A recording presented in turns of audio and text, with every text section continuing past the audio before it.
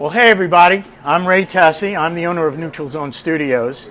I want to welcome the last Outpost to our studio here. I think we're going to have an adventure that you're going to not only appreciate, but you're going to be very surprised about.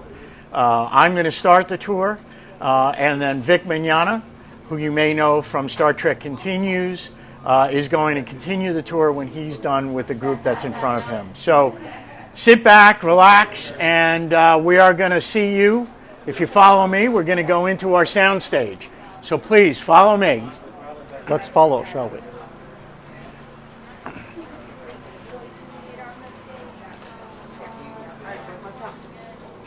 Welcome, welcome, welcome. Hey everybody, how's everybody doing?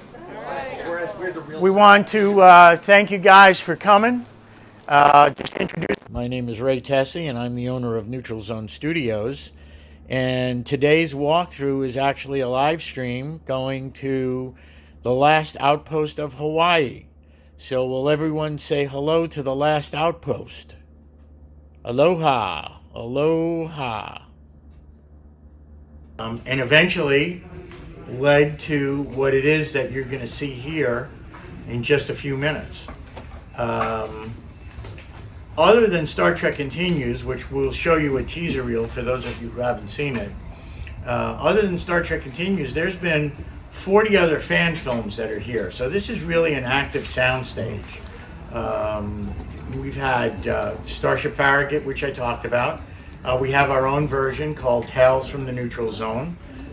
Dreadnought Dominion, Avalon Universe is filmed here, and a host of independents. So it's still very active, and we still, maintain, groups coming through to film. We took a hit because of COVID, just like everybody else, but we made it and we reopened, and we're starting to get more activity coming through, so that's real good for us. I think what we'll do is, let me give you guys who have not seen Star Trek Continues, let me show you the teaser reel. And I show it to you for two reasons. One is, it's real Star Trek. It's real Star Trek. And the concept that Vic had when he started it was, he wanted to do the last 2 years of the 5-year mission. Right? Star Trek was canceled after 3 years, no real ending. So he did season 4, season 5, and he ends it with where you see everyone in Star Trek the Motion Picture. So it's actually very cool. It's actually very cool. But I also want to show it to you because it was all filmed here. So what you see on film is what you're going to see as we walk through here. So let's play Star Trek Continues, and I'll point out some notable guests. That's Michael Forrest, who played the original Apollo, playing Apollo again. You expect us to...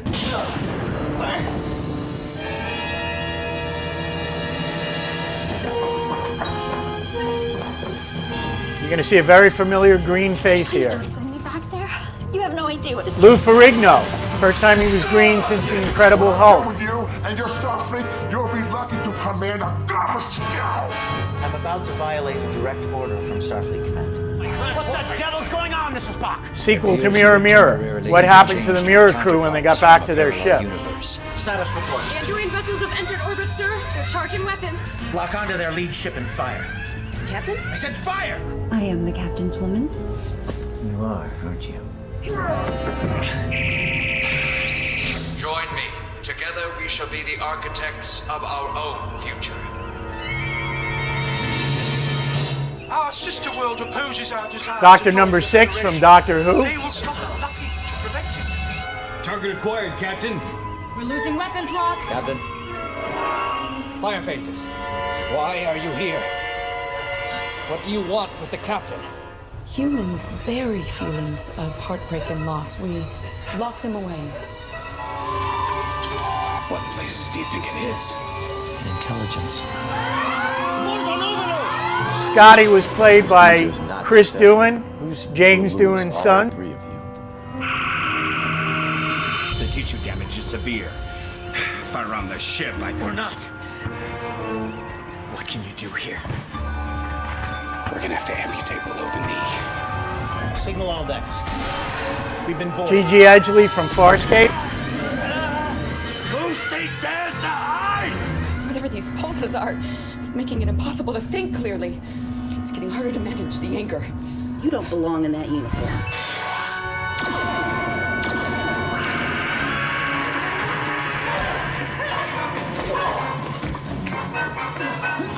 So, Commodore, to what do we owe this pleasure? The crew of the Hood has been lost. Enterprise, we've got a containment failure. Get us out of here! Inaccurate. Data in error. The computer would appear to disagree with you, Commander. I prefer not to discuss the matter, sir. Their deflector screens have activated. It's impossible to get a look. We can't bring them back.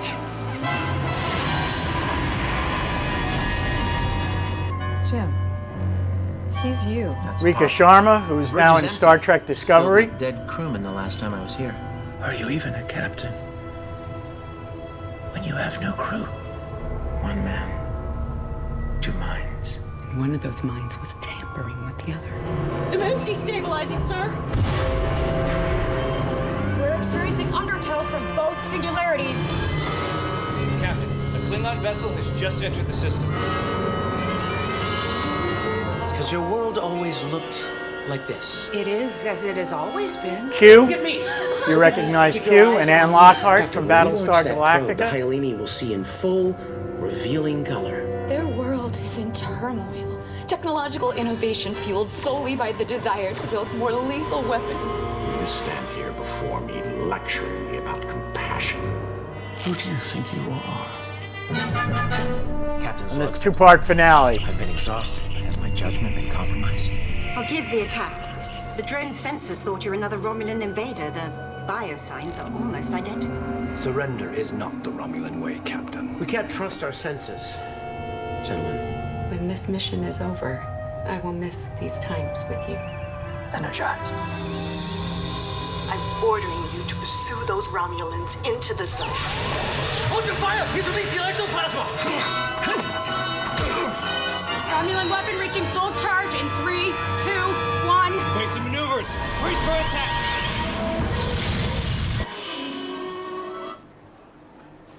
So, StarTrekContinues.com, just like most things that are involved with our fan films, it's free, so the price is right, no problem at all. In addition to Continues, there have been about 40 other productions filmed here at the studio. It's still active. Some of those have been Starship Farragut that we talked about. We have our own under the title Tales from the Neutral Zone. If you want to look us up, Dreadnought Dominion, Avalon Universe, they've all filmed here. So we're still very active. So we are actually going to start the walkthrough. First place we're going to go is here. Just a couple of things. There's two differences between our studio and what you would have seen if you were at Paramount. First one is this set, which I will reveal now is engineering, would really have been located at the far side of the corridor. But because they had 100,000 square feet, and we have 10,000 square feet, we could only fit it where we could fit it. So that's the first difference. The second difference is when we get to sick bay, when you walk in the door, that's where you would have seen Dr. McCoy's office, and off to the side would be all the laboratories. Well, Star Trek Continues didn't have any scripts that called for McCoy's office, so why spend the money on building a set that you're never going to use? So it's basically a swing set, which we'll talk about when we get there. So those are the two differences. The other thing to mention is when you go into engineering, there are other set locations that have engineering in it, okay? We're not a museum. The museum that's in upstate New York is beautiful. I've been there, but they're not a film studio. You will not see engineering like you see it here because we had the high ceilings, so we were able to really recreate the look that you saw in the original series. So here's what we're going to do. Would you bring your group a little closer to the door? Oh. And you guys, since you are in uniform, are going to come right up in here. Come right up in here and face the doorway. Everybody else, try to get as close as you can behind us here. So while you're doing that, just something to talk about is we talked about the fact that Star Trek's goal, come on up guys, all the way here, whoever wants to come up here, all the way. The goal of filming Star Trek 50 years ago was to save money. And they would look for ways that they could, keep costs down. So they came up with this idea of sliding doors. And the doors would open and close as people would walk right through them. Well, many of you are probably going to say, you guys in Hawaii are going to say, hey, I'm at Target right now, and that's happening right in front of me. What are you talking about? Well, that technology didn't exist 50 years ago. The reason it was created was so that they didn't have to waste the footage of somebody waiting for a door to open and walk through. It just kept everything moving. So they came up with this idea of cords and pulleys and levers. And the way it would work is some poor guy, right here, say hi to our poor guy. Hi, poor guy. Would wait for a cue. And that cue would be to open the doors. And that's how somebody knew that the doors were going to open and somebody was going to walk through. So, and I'm sorry, your name was? Well, Crystal. Crystal? Yes. Crystal, you're going to be our guinea pig. Okay. Okay? When I give you the signal, you are going to give the signal to open the doors. And the way they did it in Star Trek Continues was just that you will say doors. Okay? So everybody face forward. Crystal, when you're ready. Doors. You can walk in. It's a place you could really walk into. Everybody step in. You can go in all the way.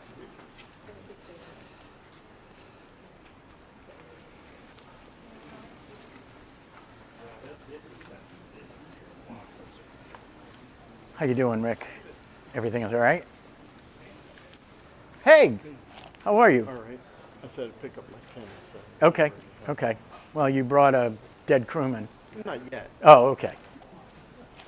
Everybody can walk all the way on back. You might notice that we've done a little bit of decoration for Halloween. Unfortunately, these were 2 crew members that didn't make it in the Omega Glory, and they've been reduced to rubble. So, first thing people sometimes think is that engineering is smaller than they imagined it. It's actually built on the same footprint as what you would have seen in the original series. The difference is that wall behind you would not have been there. And it wasn't there when they did Star Trek Continues. Unfortunately, that's part of another building that was taken over at some point, and the people on that side of the building make egg rolls now. So if you get hungry, number 1, it's not my fault. And number 2, that's why we brought in a food truck. Probably one of the first things you notice is the warp core. So the warp core is built the same way as 50 years ago through a process called force perspective. And if you don't know what force perspective is, it just means that as items go further and further back, they get smaller and smaller. And it gives the illusion of depth. So you might look at this from a distance, you might look at it through your camera, and you might think, some people guess it's 20, 25, even 30 feet long. It's really 12 feet. That's all it is. So they didn't have to build a time tunnel. They were able to do this and make it look like it went much further back. By the way, if I didn't mention it, we love questions. So if you have a question, please ask it. Take all the pictures you like, and there'll be time to come back and take more pictures. If you post them on social media, just tag us, and it's #Neutral Zone Studios. Let people know you were here. So there are things about Star Trek, items that were available 50 years ago that are no longer today, and some that are still around today. So the first one is this hexagonal mesh. And this is really steel. You can kind of pull on that a little bit, but this is solid steel. And it's very heavy. It would take many, many people to really either bring this in or take this out. And some of you might imagine Kirk hanging off of this, trying to wrestle Khan to the ground, right? But what is it? What is it? It's actually a form of rebar. If you don't understand what rebar is, they're just metal conduits that you put into cement. And these go into large cement pours to keep the concrete from breaking or cracking. So if you're out somewhere and you see a large conduit of cement holding up a roadway, odds are this is what's inside it to keep it from breaking. Still available today. Take a look at the ceiling. And that's the ceiling I was talking about. You're not going to see that anywhere else. Not like that anyway. So when they decided that they wanted to build a ceiling, they started building it out of conventional material. Plywood, 2x4s. And they built one of the arches down here on the floor. And when they were done with the arch, they went to pick it up and move it, and they said, it's way too heavy. Way too heavy. If we had to build 5 of them and put slots in between them, how would we raise it up there safely? How would we secure it safely? And if it ever fell, you know, God help the people that were down below. So they couldn't build it out of wood, and they didn't think they could build it at all then.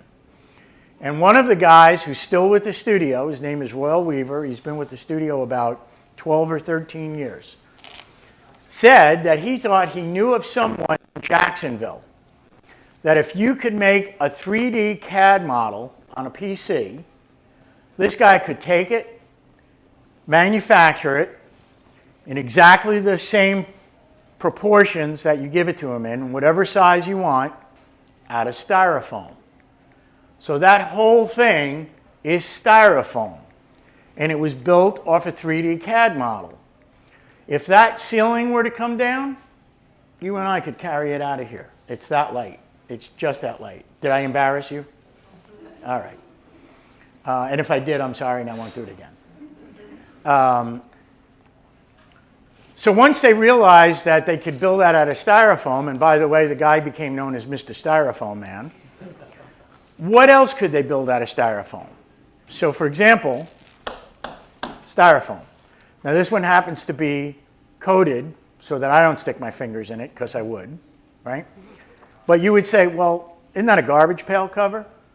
Well, next time you go to Lowe's or Home Depot, look at garbage pails, and you'll see that this is not a cover. Covers have handles, covers have designs on them, they're different sizes.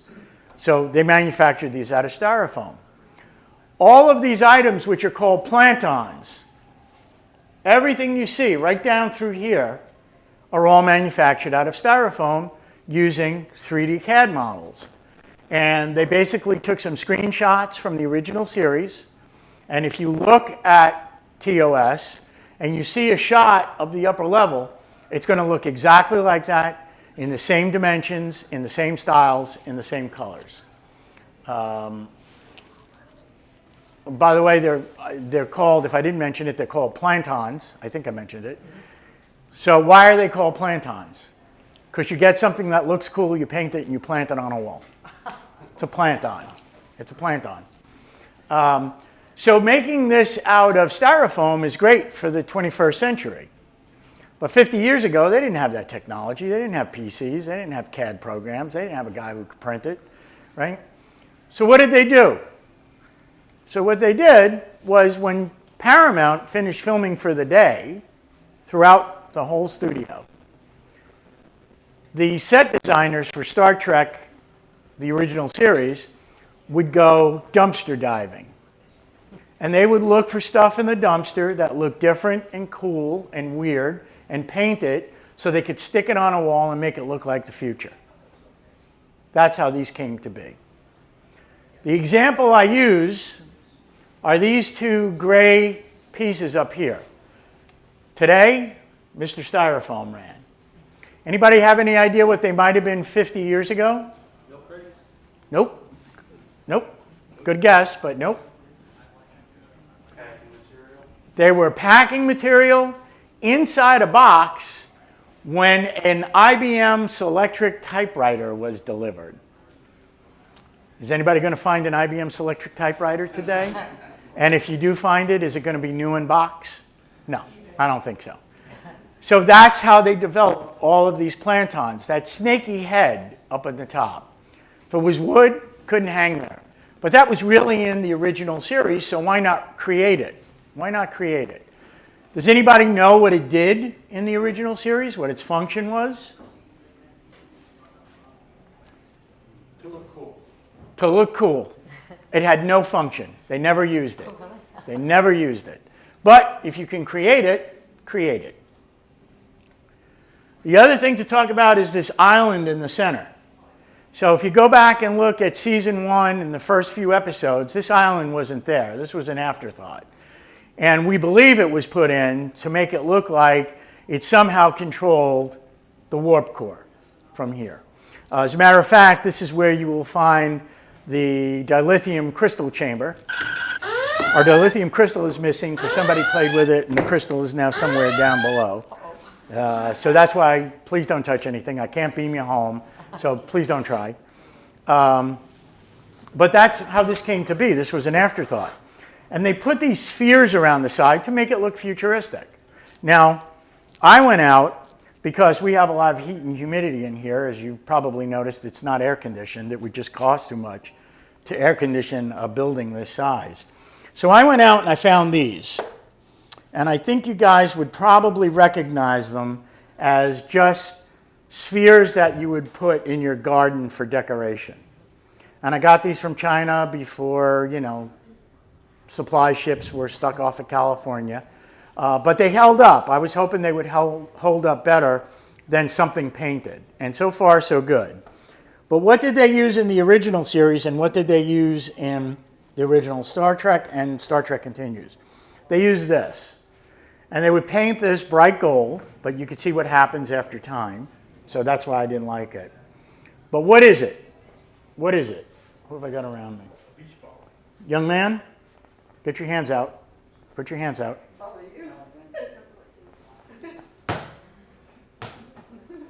Bounce it back. That's all it is. It's a ball. This one happens to be Minions.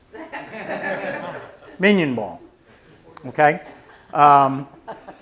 So this is what they used in the original series. What was the problem in using these back then? The problem was Shatner. When Shatner came to film in engineering, he would start kicking these around. And the production people would go, Bill, that's part of our set. But he didn't care. He'd kick them around anyway, and they have to repaint them and put them back. I mentioned that Star Trek was all about saving money. And part of it was to repurpose things, to make things into something else. Any of you Star Trek aficionados have any idea what this might have been repurposed into? Horta egg. These were Horta eggs. And they made a couple of cast models, broke them so it looked like the egg was broken, and the rest of them were these colored balls in a pile. Questions? Questions? We good? I got an interesting question from Tony in Hawaii. Tony in Hawaii. Who asked, uh-oh, how would the Neutral Zone Studios feel about a fan film done here with a little redressing, non-Star Trek related? We are actually all about redressing, okay? It does not have to be Star Trek. It does not have to be Star Trek. We have what we consider a film studio. Yes, the basic setup is Star Trek, and that's very cool. But if you want to make it something else, then you just let us know what it needs to be. Let us see what we need to do it. We're going to talk as we go on, Tony, about other rooms that actually turn into something else. And so you'll see what that's all about. But for example, we had a film that was shot here, and unfortunately, the footage was lost. So it never became a fan film. But it was called Exeter Trek. And it was based on the Cage-era ship. And you can find pictures of it online. You'll actually see a piece of the original set here. But if you remember the Cage, there was no red. It was all blues. Everything was blue. And the doors were silver. And they redressed it so that it looked like the Cage. Good question, Tony. Thank you, Thank Ray. you. Thank you. So the lighting here is a very distinctive feel, that soft, warm glow. How did you master that? That must have been hard too. Well, a lot of it is just based on the light that's behind it and really the effects of, we call them gumdrops in many cases, or gels that are sitting behind it. So it's not very bright. They're not white lights. Just like the original series 55 years ago, everything's run by 9-volt batteries. So it doesn't give that huge glow. It actually has a very soft tone to it. And we've had some people come through here, and you'll see it as we go through, and certainly on the bridge, that programmed those lights to actually blink in a sequence that would make you think you were watching the original series. And that was Scotty's station in the original series. Anything else? Are we good? Does the comm system work? The comm system does not work. That's why I said for $10, I can get rid of him for you in the transporter room. Nothing works. I can't beam you home. I can't make it any cooler. I can't control the energy dampers. I can't do any of that. So nothing works.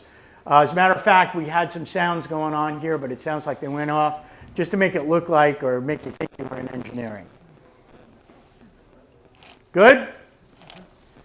Okay, last outpost. Forward. You guys are great.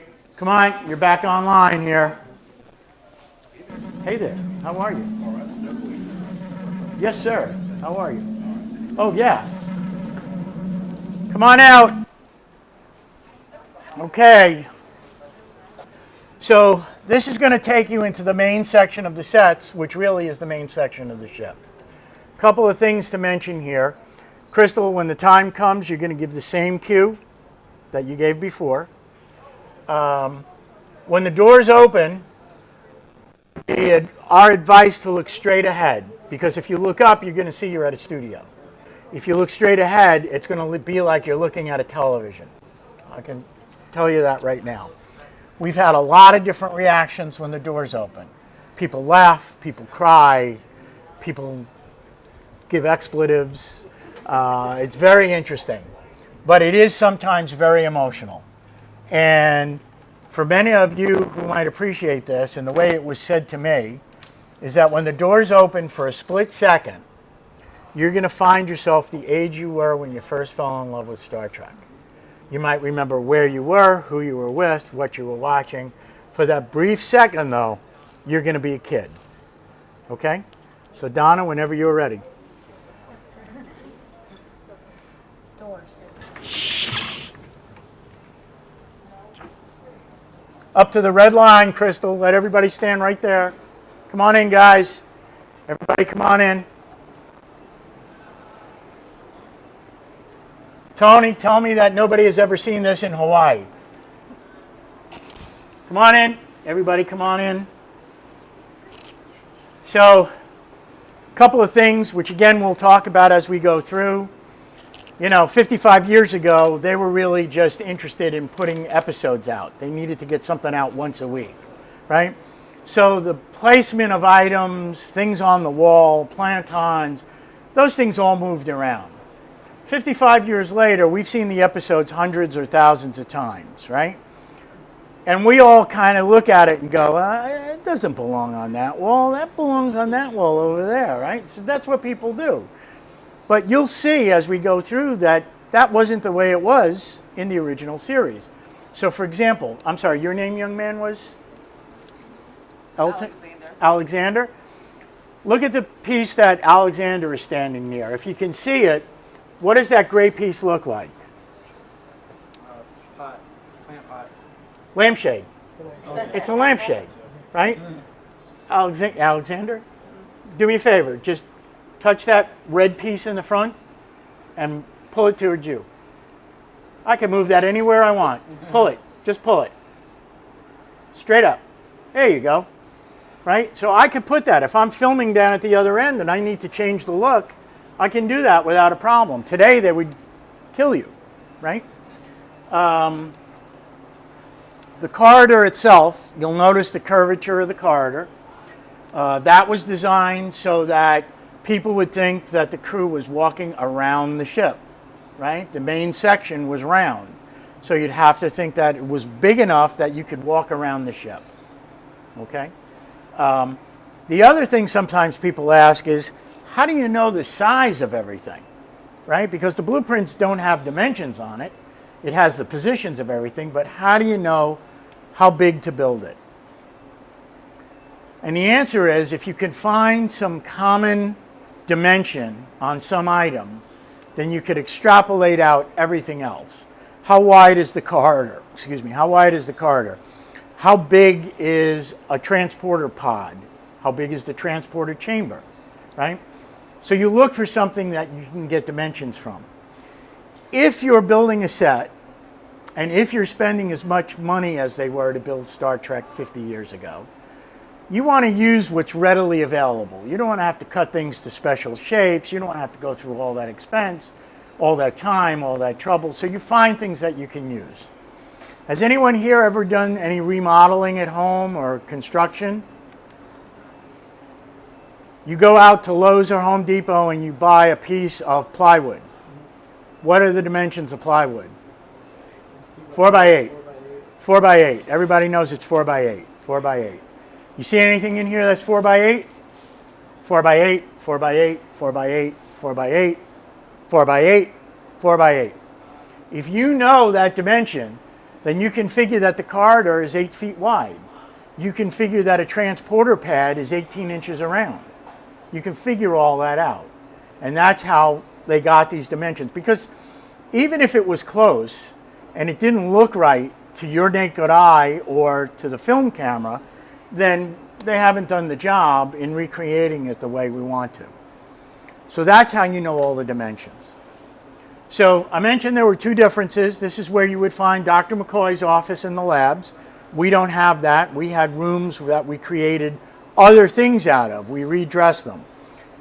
We have a new piece that you'll see as you walk in on the right, and that's a Cage era helm. If you remember the Cage with the modules that came up as the view screens, you'll see that. But if we go to our left, which is where I'm taking you, you're going to walk into sick bay. So follow me to sick bay.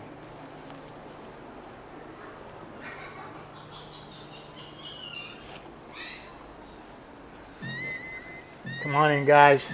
Everybody, best view is from the rear. And pay no attention to our victim inside the pod there.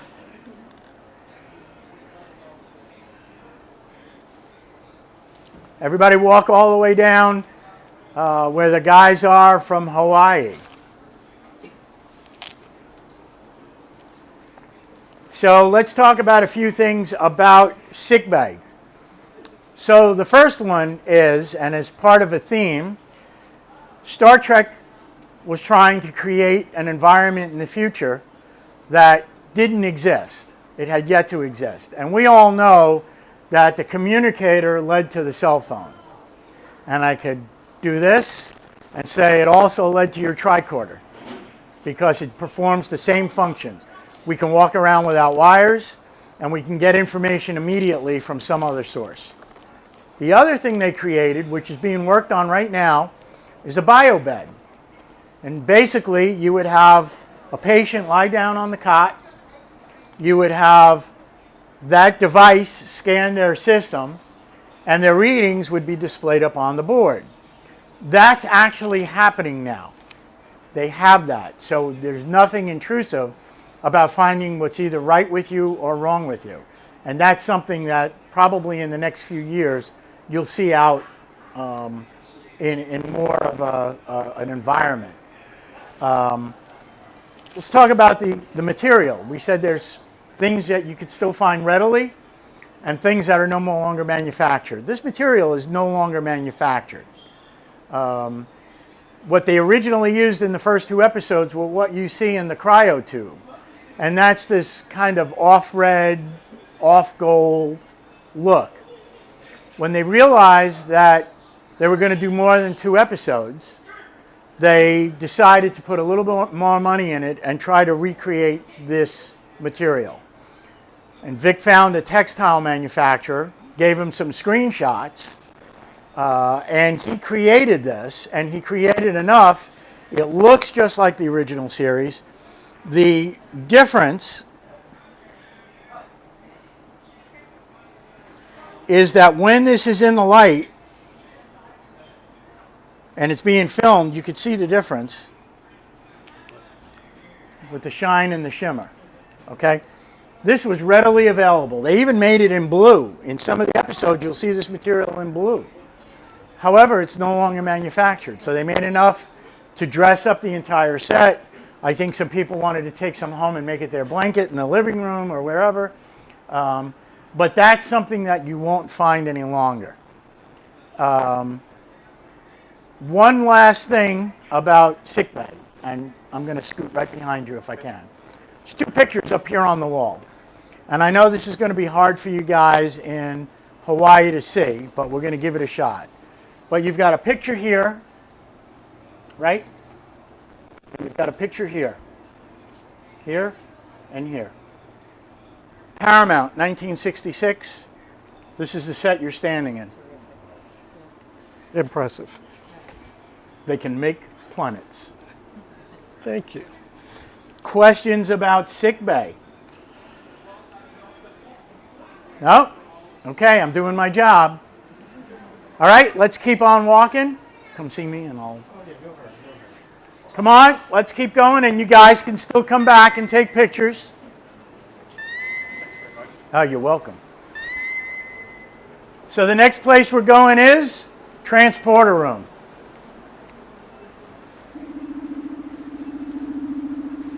And your best view is from the back wall behind the transporter console.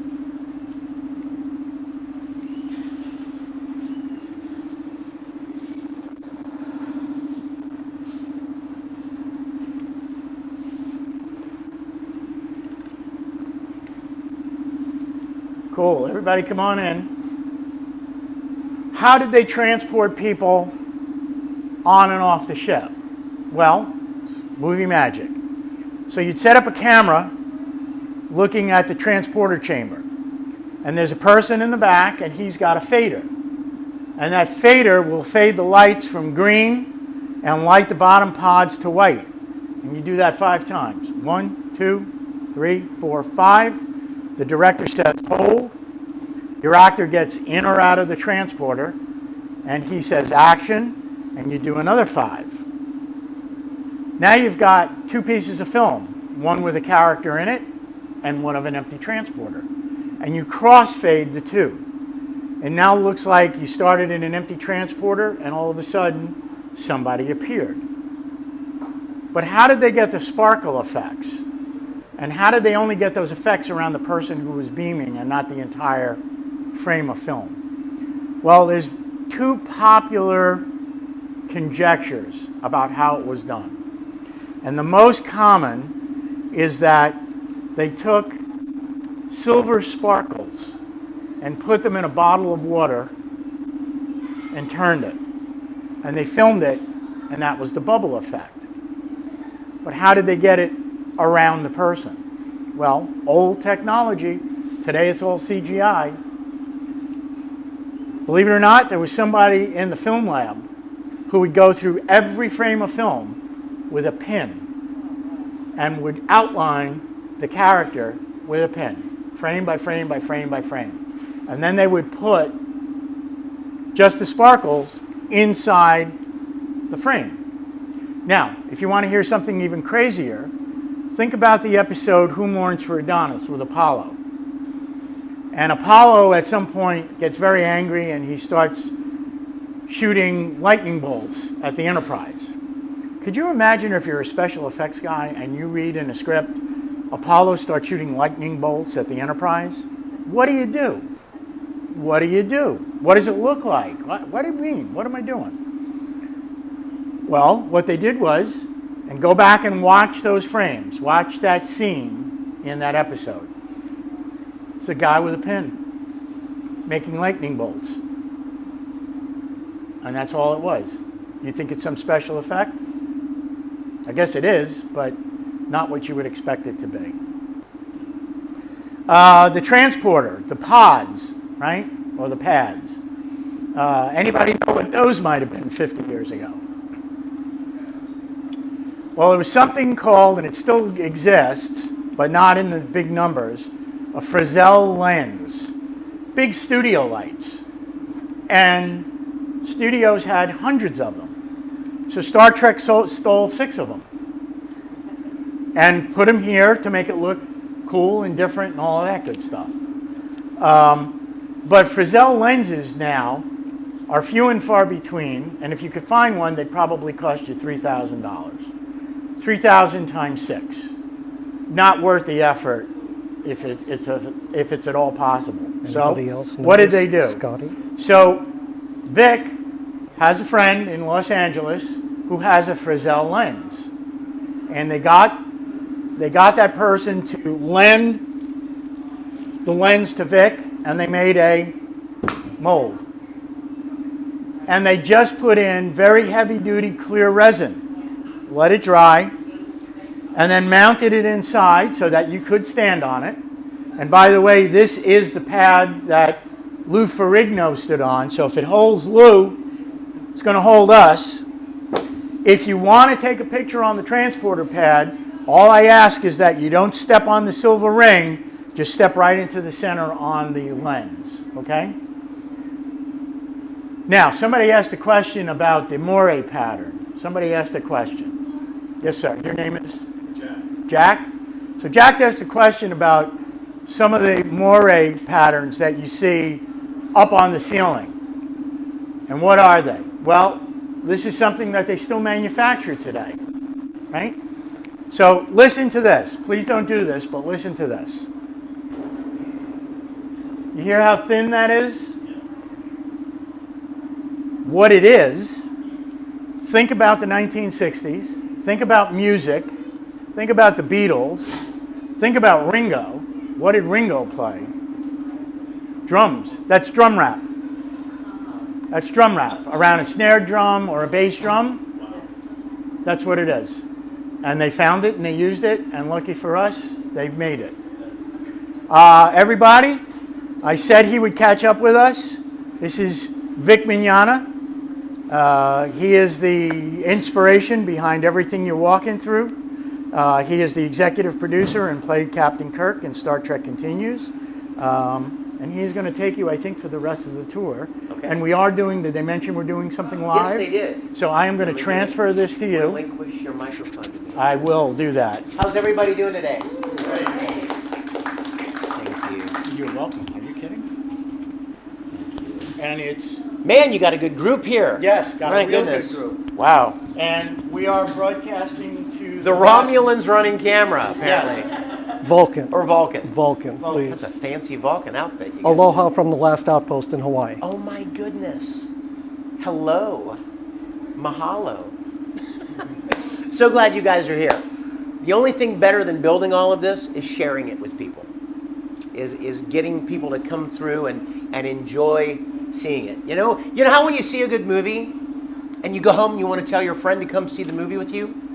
And you go to the theater and they watch the movie while you watch them because you're so excited to see them enjoy this thing. That's how we feel about what you're walking through here. So much love went into building all of this. I don't want to repeat anything that Ray's already told you, but for the transporter room, he told you about the drum rack. Did you tell him about the discs here? And you showed them our little our little silicone mold. I learned from the best. That's what we call cheating. They still exist. Those lenses still exist, but they're incredibly expensive. Every room we will go into, I don't know if you mentioned this, but when you're shooting a television show or a movie, usually there will always be one wall missing. Why? Right, because the crew has to be somewhere. Where's the camera? Where's the sound guy? Where are the lighting people? Where are the grips and the dolly people? You can't, if the room were closed in, you wouldn't be able to look into the room. You'd have to be outside of it. So back here, this wall would normally not be here. Almost never. Because from this corner, you can see everything in this room. So you would shoot what's called a master shot. A master shot is a film term that refers to putting the camera at a location where you see everything that happens in the room. And it's very helpful. It's a safety valve.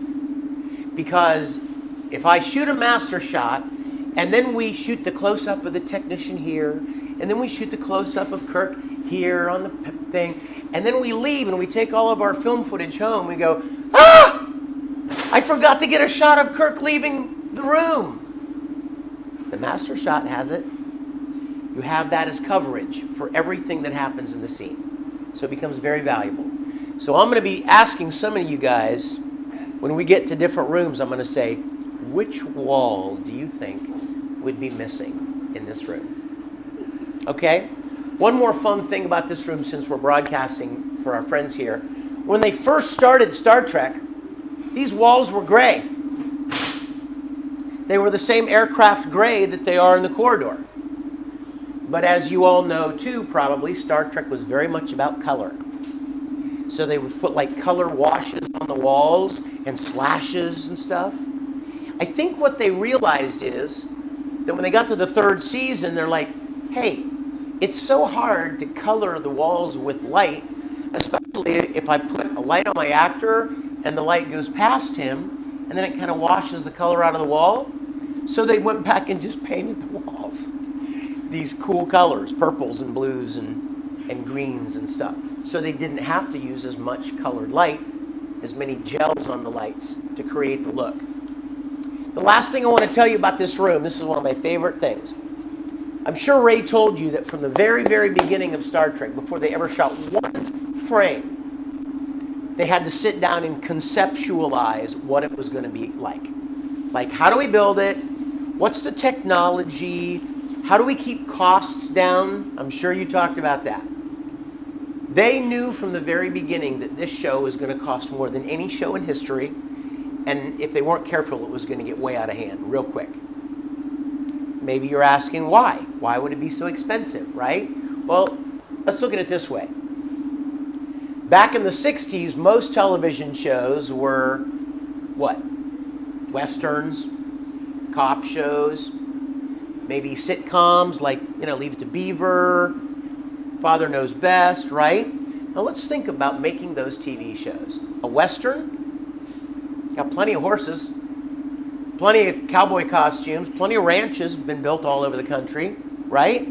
Cop shows, plenty of police uniforms, plenty of police cars, contemporary city settings. Father Knows Best, a contemporary family drama or comedy. It's just a regular house with regular clothes. Now think about Star Trek. Nothing exists. Nothing. There is no ship. What does the ship look like? What do the people wear in the 23rd century? Certainly not this, right? What if they go to a planet? What do the people on the planet look like? What do they wear? What kind of weapons do they use? What kind of ships do they fly? Every week, they had to come up with something new. And there were special effects that they needed to do. Most TV shows didn't have special effects back then, at least not like Star Trek. Could you imagine working at an optical effect company in Hollywood? Imagine this with me. You're working at a special effects company in Hollywood, and somebody hands you a script and says, we've just gotten hired to work on this TV series called Star Trek. And they start paging through the script. They're like, what the heck is beaming down? They don't even know what that is, much less what it looks like or how to make it happen. They had to create all of that stuff. He fires his phaser. What's a phaser? Apollo shoots a lightning bolt out of his finger at the Enterprise. Shoots a lightning bolt. We've never done anything like that. Every week, Star Trek demanded optical effects, new makeup, aliens, new costumes, new weapons, new ships. You can see the budget, right? It was just astronomical. In fact, a lot of people think Star Trek was canceled because it wasn't popular. Wrong. It was canceled because it cost too much money to make, and they didn't want to do it anymore. Lucille Ball, as you may know, you may have mentioned already, Lucy was the one that greenlit Star Trek because she told her advisors, go find me something new. Not a cowboy show, not a cop show, not a sitcom, find me something new. And they found her two shows, Mission Impossible and Star Trek. You know what her advisors told her? Don't make this show, Lucy. It will bankrupt your studio. Guess what? It bankrupted her studio. Desilu went out of business because they just couldn't pay for it. It's just too expensive. But as they were conceptualizing this show, one of the problems they realized immediately was they couldn't land this giant ship on a planet every week. It would just be completely cost prohibitive. The Enterprise, as you may or may not know, is supposed to be 947 feet long. It's a big ship. You can't, the special effects alone involved in landing that monster ship on a planet every week would be rough. So somebody came up with a really cool idea. Has anybody ever heard the phrase, necessity is the mother of invention? What that means, I'm going to tell you, big man, what that means is that sometimes while you're trying to solve a problem, you discover something brand new that revolutionizes things. So somebody came up with an idea. What if instead of landing the ship, they had this device and they step into it and it turns their body molecules into energy and it moves them somewhere else and reassembles them. And the transporter room was born. Now that may not seem like a big deal to you, but there's probably nowhere you could go on Earth now that somebody doesn't know what beam me up means. And it was all born out of a need to save money. Just trying to problem solve a budget problem. That's kind of cool. You guys ready to keep going? Alrighty. So we'll take a left and head back out into the corridor. Looking good. It's the summer uniform. Right. Shorts guy One of the things I love about this corridor is because it's rounded like this, you don't see the end of it. So it seems to go on forever, right? The next room you come to, if you'll follow me, is the briefing room.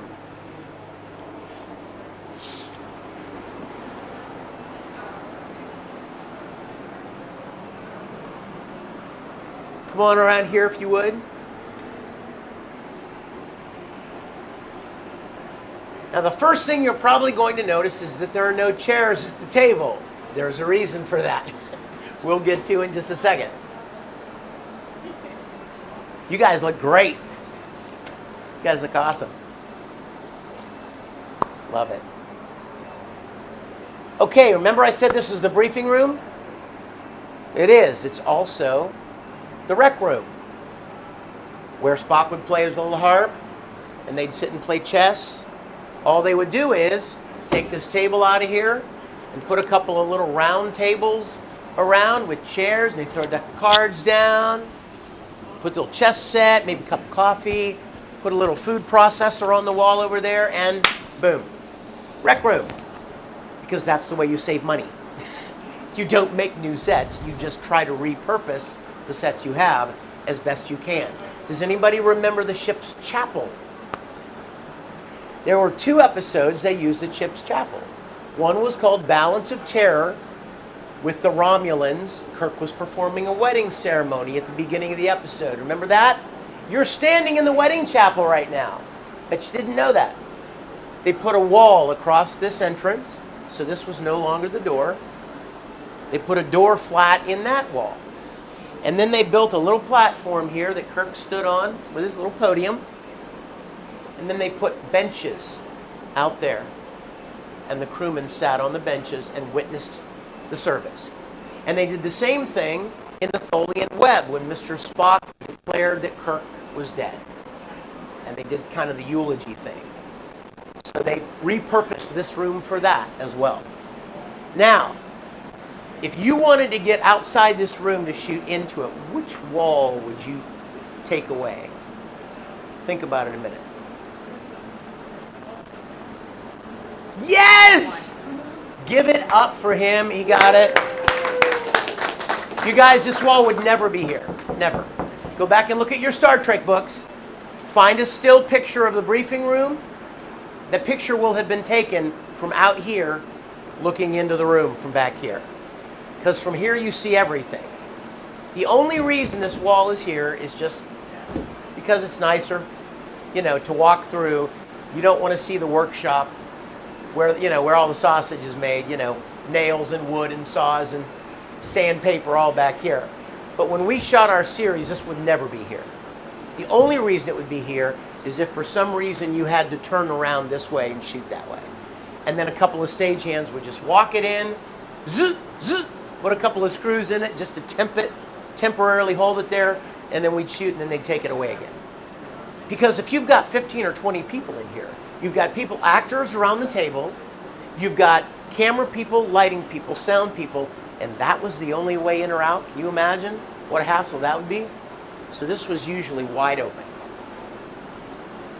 Now, if you look on the table, you see these banks of rocker switches at every station. You see them? These were very common in the 60s. In fact, they were on the dashboard of a Cessna airplane. They were also on the dashboard of automobiles, an Etzel, if anyone's old enough to remember those. So they weren't hard to find. Well, now when we started building these sets, and we're trying to make them as accurate as we can, we have a problem. Because this technology is long since gone. This stuff isn't laying around at electronic stores. You can't find this anymore. So we did the same thing that we did with the transporter pads. We bought one, and then we took it apart, and we made resin copies of just the little switches. And then you paint them different colors, and you know what's really fun? This is so stupid that I love this so much. Look, you can put them different directions and make it look like some of them are turned on and some of them are turned off. Now, you're probably thinking, well, yeah, but they worked in the show. Like the switches worked. I saw them push those buttons. Did you though? Let's say my friend Sarah here. Sarah, you're the television viewer. Sarah's watching an episode of Star Trek, right? And Captain Kirk is pacing around the briefing room waiting for a call from Mr. Spock. When is Spock going to call? I'm waiting for Spock. I'm getting really frustrated. Ooh, there he is. Kirk here. Are you looking here? No, you're looking at me. She's not looking down here. Now, you saw that I did this, and your mind says, oh, he pushed one of those buttons. And then when the sound man puts the final touch on it, click, little sound effect, you completely sell the idea that these things work. And they don't. They don't do anything. Now, the reason there are no chairs in here is the same reason that had you gone to Desilu, to the studio, to watch them film Star Trek, if they were shooting on the bridge, there wouldn't be any chairs in here either. You know why? Because you don't build 25 chairs. That's not cost effective at all. You build 8 or 9, and then you move them around depending on which set you're shooting in. If you're shooting in the briefing room, you put the chairs here. If you're shooting on the bridge after lunch, some stagehands are going to move the chairs to the bridge. So everything is about saving money, repurposing rooms, only building what you have to build, and in many cases, like Ray told you in engineering, using things that already exist, that you don't have to create from nothing, and just repurposing them. Any Star Wars fans here? Me too. You can like them both. It's fine. For me, it's like Star Trek, Star Wars. I mean, like, I loved Star Wars. But the reason I bring that up is because when George Lucas made Star Wars, they gave him so little money to make it that he had guys jumping into dumpsters looking for junk to stick together to make props. Like the lightsabers and stuff, those things already existed in some form. Like this was a flash unit to a camera, and this was a knob to a sink, and this was and they would stick them together because they couldn't afford to make something new and create something from nothing. Same thing with Star Trek. Don't have a lot of money, look around at things and try to figure out a way to repurpose them in a different way. Any questions? In the episode Embracing the Winds. Yes. Was that filmed in this room? Yes. Embracing the Winds? Yes, Yeah, where they're trying to figure out, is it Captain Spock or Captain Well, you Garrett? know what? Let me think of, was there a briefing room scene in that? Are you talking about the courtroom? The courtroom. Oh, the courtroom was over there on the other side of engineering. We built the court, it was big. We built the courtroom set over there. Remember when you walk into engineering, there's that big wall on the right? That Right. wasn't there when we shot our series. We had that whole side of the building. In fact, not only was engineering there, but on the other side of engineering was our planet set that we built for episode 9 and 10. And the courtroom was built there, and the council chamber for our black and white episode with John Delancey. Also on the other side of the building was wardrobe, props, makeup, office, all over there. Because it's obviously not enough room here for those Right. scenes. Right, yes. So Vicky brought up a good point there. So your planet set where you had to make all these practical shapes and recreate that texture and the glints that came off of it. What was in, how did you recreate it? Okay, that was the funnest thing ever.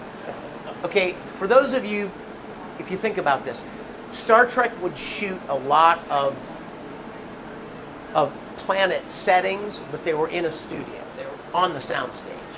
They went out on location occasionally, but they really liked being able to shoot on a planet set. The reason was you can control the environment.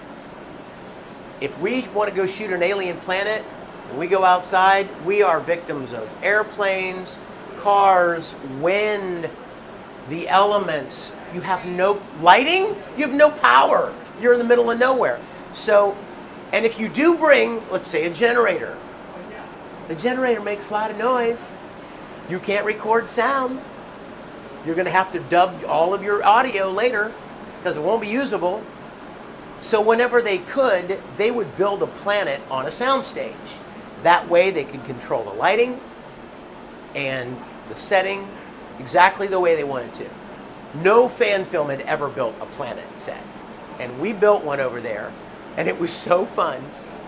We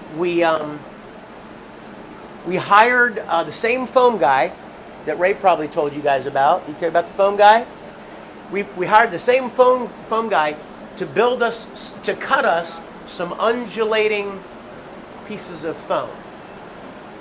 And so like there would be a flat section and then there would be a little rise and just an uneven ground. And then we covered it over with like a canvas, and then we mixed up our own little concoction of dirt and gravel and rubber and glue and literally troweled it all over the canvas so it literally looked like just a dirt floor. That was for our 10th episode, when it was kind of the desert planet with the Vasquez rocks in the background. And we did, now see in the original series, they had a big cyclorama. They had a TV studio that was 100,000 square feet.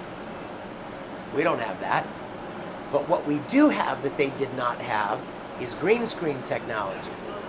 So we surrounded our planet set with green screen, and we were able to project hundreds of miles into the distance with rocks and stuff. And then we wanted to use it one more time, and so for our 9th episode, the black and white episode, it was a completely different looking planet though. It was more wooded, leaves and trees and foresty. So we went outside the building here and chopped down a bunch of trees, obviously not giant trees, but as big as we could get and carry them in. And we carried them into the other side, and we nailed those little X's like they put under Christmas trees to get the tree to stand up, and we put them around. This is so stupid, but it's so beautiful because I love creating things like this. We went to Walmart, and Walmart had a bunch of bed sheets that had a pattern of fall leaves. So we bought every one they had. And we brought it back and we laid them out on the ground. Now, so far so good, except as soon as you step back, you could see the pattern. So we went outside and filled trash bags full of dead leaves and came in and just threw them all over the place. and it broke up the ground, and it looked perfect. And here's the best part about that Planet set. Remember I told you I had green screen all around the back, right? I was wearing Kirk's green V-neck wrap. See the problem? I can't wear that tunic with a green screen. And then somebody said, oh, well, then we'll just paint them to blue screen. Well, what color are Spock and McCoy wearing? Now we have a real problem, right? Because how do we project a bigger set than we have? Problem solving time. Anybody ever do any theater here? In a play ever? You've seen a play if you haven't done one, right? And if it's supposed to be a cityscape, what do they have? They have a big backdrop that looks like a city, don't they? Or a big, huge backdrop that looks like a wooded forest. So I went online and I found a place that rents them.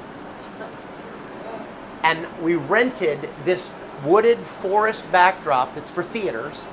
The thing was 70 feet long. You guys, that's long. Like this room, maybe 25 feet. Think about 3 times this long. We dragged it over there and we hung it over the green screen background and it looked perfect. And the best part was no special effects required because we were capturing it in camera. It was physically there. So now go back and watch the episode knowing that. See if you can figure it out. The reason that there are no chairs here is because they're on the bridge and we'll see them in a minute. Any other questions at all?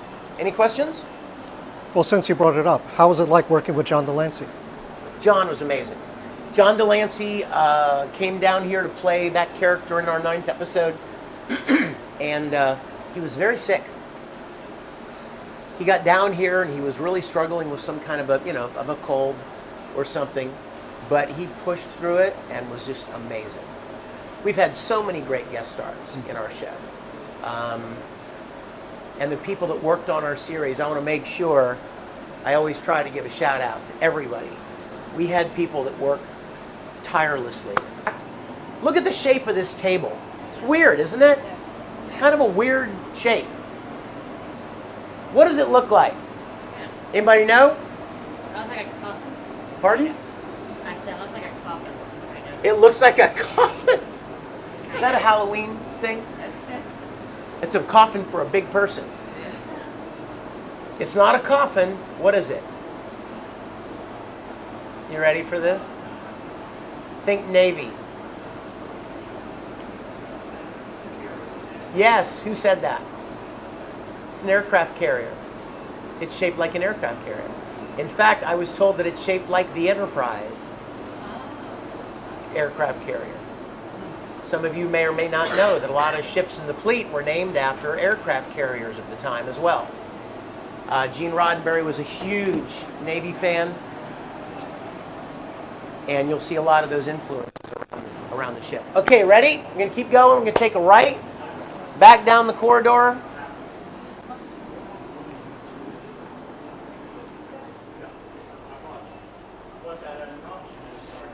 Keep coming. You'll see that more of this hex mesh on the side here.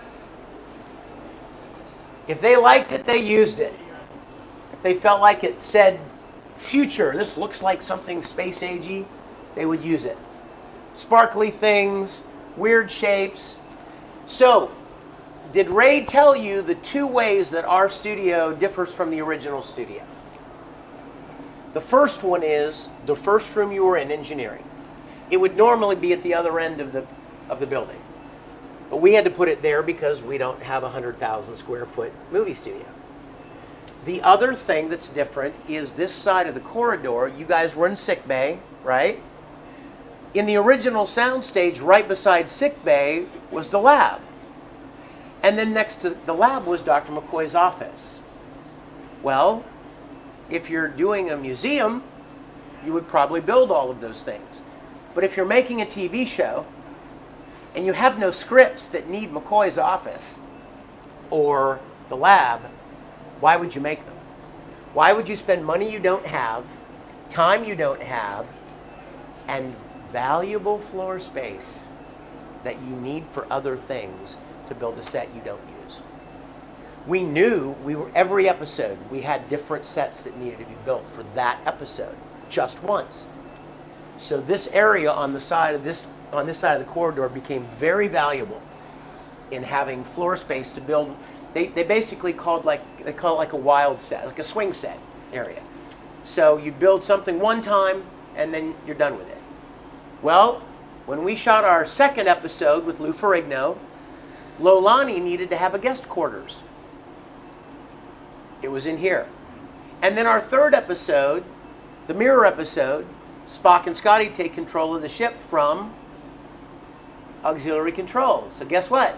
Now we have to build auxiliary control. And then in the next episode, Kirk gets hit over the head while he's trying to have the negotiations with the council leader on an alien world. Guess where we built that? And then Aaron Gray was a Commodore at a star base. And the script called on an office for her. Guess where we built that? Then in our final episode, they come back to Earth and Admiral Nagura and Kirk meet. Guess where we built that? So you see how valuable this area became. We left it as auxiliary control, so come on in.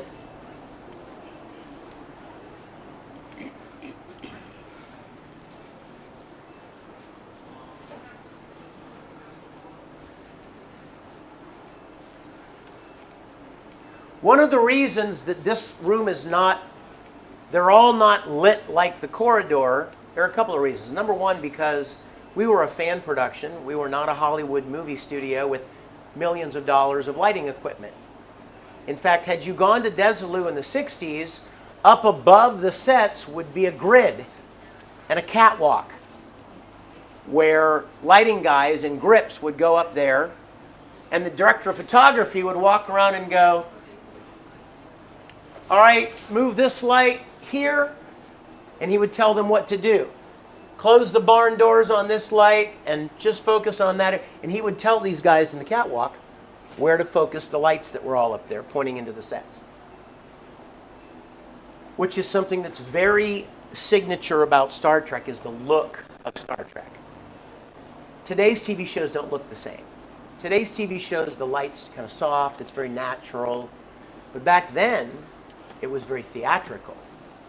What that means is the lights were at a higher angle, very hard shadow, dramatic lighting. So a lot of people come in here and make fan films, and they set a guy in a great uniform, in a great set, they set up the camera and they put a light right here on the stand, and they're like, why doesn't this look like Star Trek? We've got all the things, right? It doesn't look like Star Trek because it's not lit like Star Trek. And that's, unfortunately, this building wasn't even designed to have tons of electrical capacity. So we have a couple of lights in some of these rooms so you can see, but we would move our lights around to each set and light each set singularly when we would shoot a scene. Because we even had to put a bigger breaker in the building because it just, using way too much power for what the building was meant for. So this is where Kirk and Ferrigno fought, right here. And then when it was Commodore Gray's office, this was gone. And we put a wall across here with a big picture window in it. In fact, it's that flat right there. You see it? That big window? Had this big window right here with a green screen behind it, so you could project the starbase in the background. And Aaron Gray's desk was right here. And the screen behind her had the list of all the ships that were still in service. And then on the other side of her desk were two chairs that Spock and Kirk sat in. And she even had a nice little drink cart right here. So as you can see, this area became very, very valuable to us in using it for a lot of different sets. Any questions? The extra transporter control. Yes. Ray found somebody selling this. It's not accurate. It's cool because all of the buttons actually work. So that's kind of cool. But it's not to scale, and somebody was selling it online and he thought, hey, that's cool, I'll buy it. So he bought it. Oh, remember we talked about the rec room? Repurposing the briefing room to look like the rec room? Here are some of those tables we talked about. They're kind of the teardrop base tables. Those are the kind of ones that would be in the rec room. You found the chairs. Yes, the chairs exist. They're made by a company called Burke. Back in the 60s, you know, they were all the rage, those molded plastic chairs. I have more to tell you about that when we get to the bridge. Any questions? Yes? Only other place I can think of that would actually require overly dramatic lighting would be in a film noir setting. Right, of course. Because that is a key part of portraying a film noir. You've got to showcase the lighting for character. Absolutely. In fact, I did an audiobook, you guys, called These Are the Voyages. It was based on the making of the original series. It's all behind the scenes, memos between all of the people that worked on the show, like the nuts and bolts of accomplishing the show. It's really fascinating. But as I was recording it, Jerry Finnerman, the director of photography for the original series, talked about how shadow was just as important as light. That the absence of light was just as important as the light itself. And I mean, we all know what amazing work he did on that series. Like, it holds up. You watch it now. You know, the remastered stuff on Netflix or something, you're like, wow, it's beautiful. It's amazing what somebody can do who knows what they're doing with the equipment. You know what I mean? You could give somebody $1 million piece of equipment and they don't know what to do with it, you know, or you could give somebody else a $10 piece of equipment and they could make art. Really comes down to the person behind it. You finished the audiobooks? Because the last time we were here, you still did. These Are the Voyages? Yeah. Yes, it's on Audible now. I encourage you to check it out. Can I give you a shameless plug? Mark Cushman spent years writing 3 volumes. These Are the Voyages. Book 1, Book 2, Book 3. And each one are the 3 seasons of the series. They're amazing. I learned stuff about Star Trek I had no idea. But here's what makes my audiobook really cool. Most audiobooks you listen to is one guy, right? The guy reading it. And he may change his voice a little bit to be the characters, but it's one guy.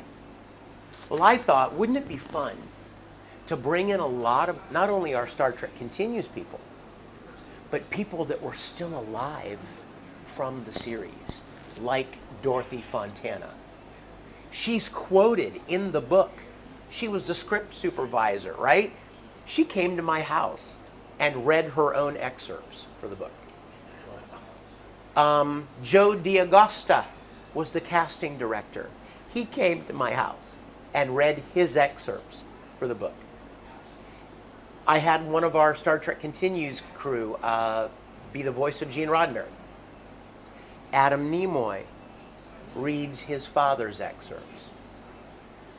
Grant Imahara, who tragically passed away last year, did George Takei's excerpts. Chris Doohan did his dad's excerpts. And then we had our counterparts from Star Trek Continues.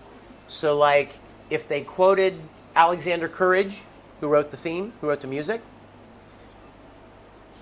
Andy Farber, who was our composer, voiced him. Jerry Finnerman, who was the director of photography. Matt Busey, our director of photography, recorded Jerry Finnerman's memos. And the cool thing is you feel like you're sitting in the room with these people and you're listening to them tell you in their own words about all of the challenges and hurdles that they had to overcome in making this show. And I'll tell you what, I had to laugh out loud sometimes because when we made Star Trek Continues, we encountered some of the same problems. It was so funny to me. They would fall behind, or costume malfunction, or this makeup wasn't working out right, and I was just sitting there. They told one story about a guy that couldn't, some older actor that they hired, and he couldn't remember his lines. And the director is quoted talking about how we just had to get his lines out of him, and then assemble his big speech, and then put cutaways of other people in the room listening to him talk, and just go back to him occasionally, but they had to literally assemble a performance. And I'm not going to tell you who, but we had somebody just like that. And I was laughing out loud. I was like, they came to set, they didn't know their lines, and I'm sitting there going, oh my gosh, this is going to take so much work to get this put together. But we put it together. I knew that I had this line from this take, and these 2 lines from this take, and this line from this take. You slap them all together, and every time there's a cut, you just put a picture of somebody listening to them talk. Or looking at each other, you know? Any questions? I have a question. Yes. All right, so in Hawaii, our group, TLOH, yes, we would get together and actually watch Star Trek Continues. You're kidding! No, that's how we found out about I love you guys. I love you. And we thought, how remarkable, I guess let me remove this. Thank you. How remarkable the sound effects. Yeah. The music and sound effects, and it was just like watching the original series. Yes. So how did you accomplish that? Well, our sound supervisor was a guy named Ralph Miller. Ralph has forgotten more about Star Trek sound effects than anyone will ever know. He's an amazing, amazing sound guy. He's got volumes of sound effects from the original series. And in fact, he's the voice of Gene Roddenberry in the book, and he does a great job. I'm a musician as well, and so the original Star Trek music from the series, I love the original music. TV shows don't have music like that anymore. Number one, because today's music is more synthesizer, sampler-based, pads, soundscapes, you know, just weird sounds and cool little. But there's not any kind of there's no real melody. There's nothing you could sit and actually play.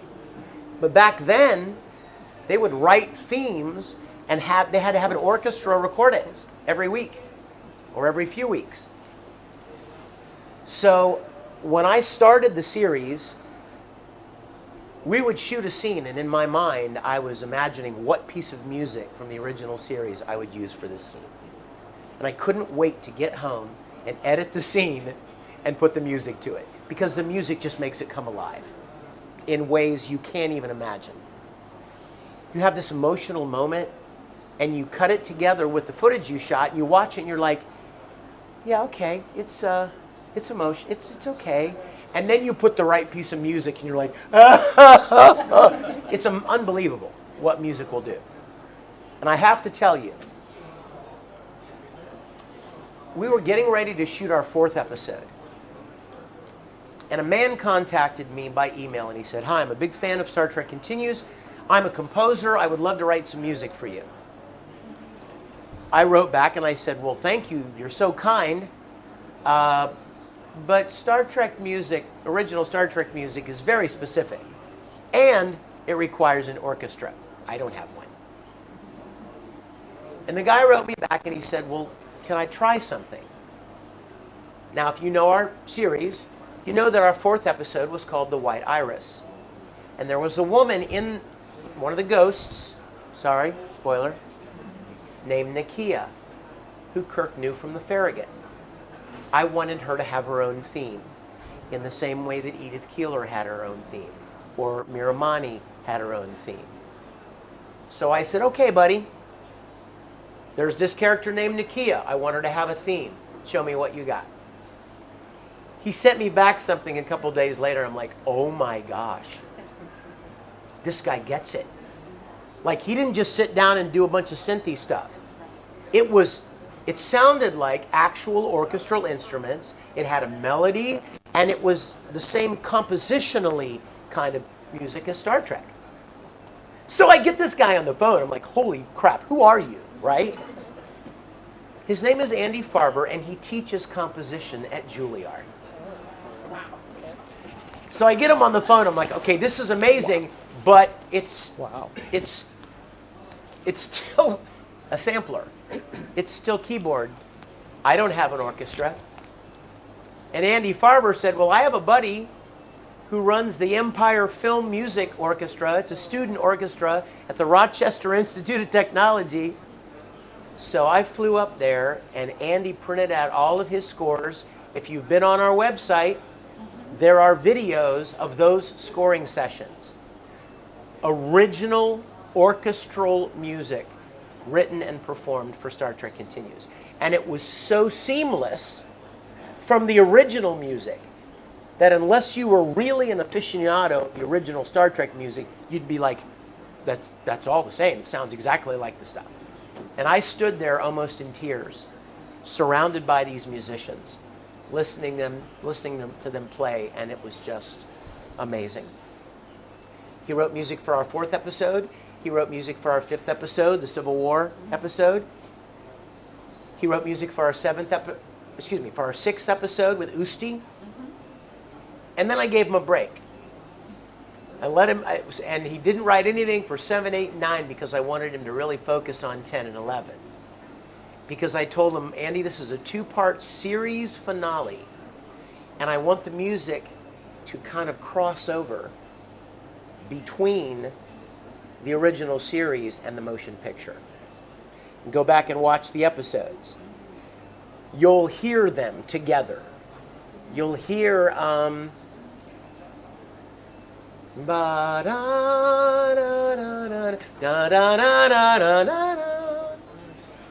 and they interweave. It's almost like a passing of the baton musically. Can't say enough good things about Andy and those students that worked on the music. But it was your vision.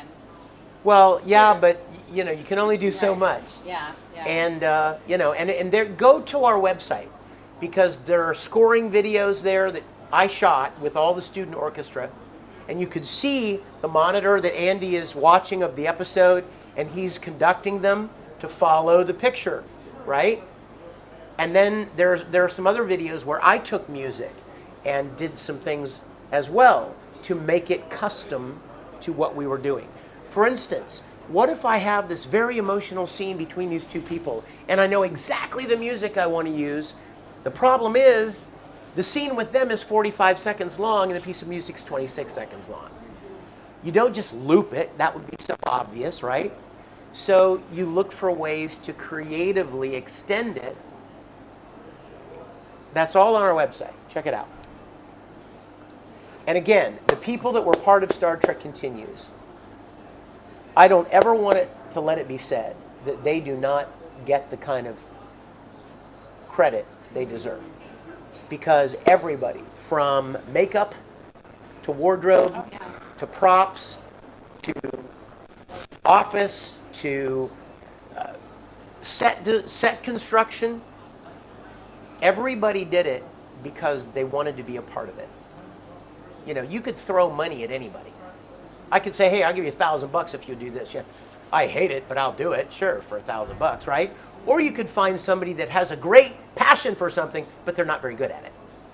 They'll do it for free, but you don't really get great quality. The ideal thing is to find people that are gifted and skilled at what they do, and they also love what they're doing. So you don't have to pay them a buttload of money because you don't have it. We didn't have it. Our budget for Star Trek Continues, you know what our budget went to? Flying people here, getting them hotels to stay in, paying for food every day, the bare essentials, renting a dolly or a camera kit, buying the raw materials to build. You know, can you believe Lowe's actually charges us to buy wood? You know what I mean? They went to hard costs like that. Nobody made any kind of money, and they all knew that coming into it. But I think they knew that they were part of something special. And we came down here twice a year, and it was like homecoming. We would see all these familiar faces, and we'd come together and spend all day shooting an episode, and then go out to a restaurant, take over the restaurant in the evening, and just have a great time. I miss it terribly. I'm so proud of everyone that was a part of it. And that's why I still come down here to give these tours, because I rented this building. Me and Steve Dengler rented this empty building. It was a slab of concrete. And then Matt Busey, our director of photography, and I came down here and we spray painted out the outlines of where all the rooms needed to be and the bend of the corridor and everything, and then just started building. And now, even a few years since our series, there's no place I'd rather be. I walk down that corridor. If I've gone down it once, I've gone down it 10,000 times, and I still feel 10 years old again. And we love sharing that with people. Ready to keep going? We're not done. One very quick question, Vic. Yes. Me and my wife just saw The White Iris a few days ago again. I made a bet with her. That's got to be Vic's favorite episode. Is it? I know they're all your babies. Yeah. But, That's a tough the question. depth that Kirk has to go to in that Yeah, one. I think so. If I had to pick. If you said pick one, don't give me this I love them all stuff. If you had to pick one, I think it's my favorite. And I'll tell you even why. You guys don't know this, you younger guys, but back in the 60s, heroes were heroes. They were very two-dimensional. They always saved the day. They always had the solution. They always got the girl. They always brave, beat the guy up. And that was cool. That was heroes of the TVs and movies of that period.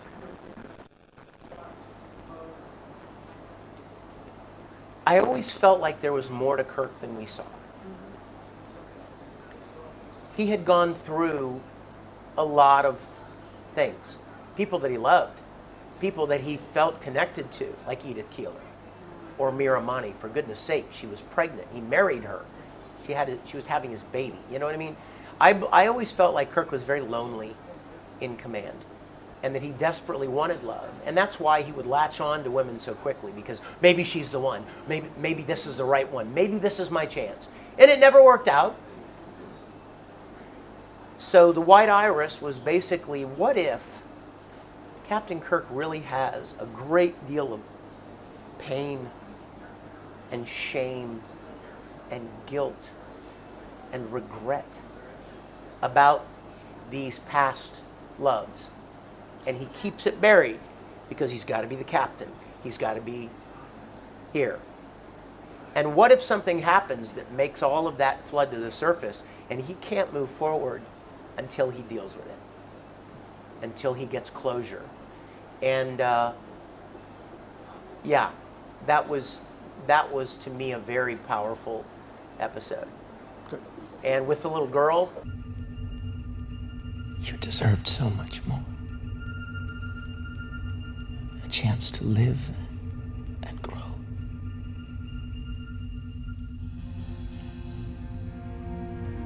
But you'll always be with me. I promise. I will carry you here every day of my life.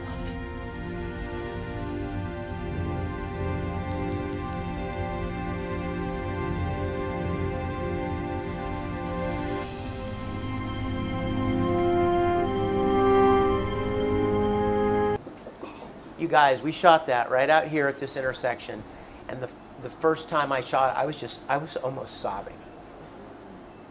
And little Sarai, when we finished shooting like my close-up, the first time I did it, and I was just like sobbing, she came over and put her arms around me, and she's like, "He's making me so sad." I'm like, "It's okay, sweetie, it's okay." You know, and then you try to pull it back, and you get several versions of it at different levels of emotion. But yeah, that was a beautiful story. Good to hear. That's what we wanted to do, is tell good stories. Star Trek is not known 60 years later because of its sets.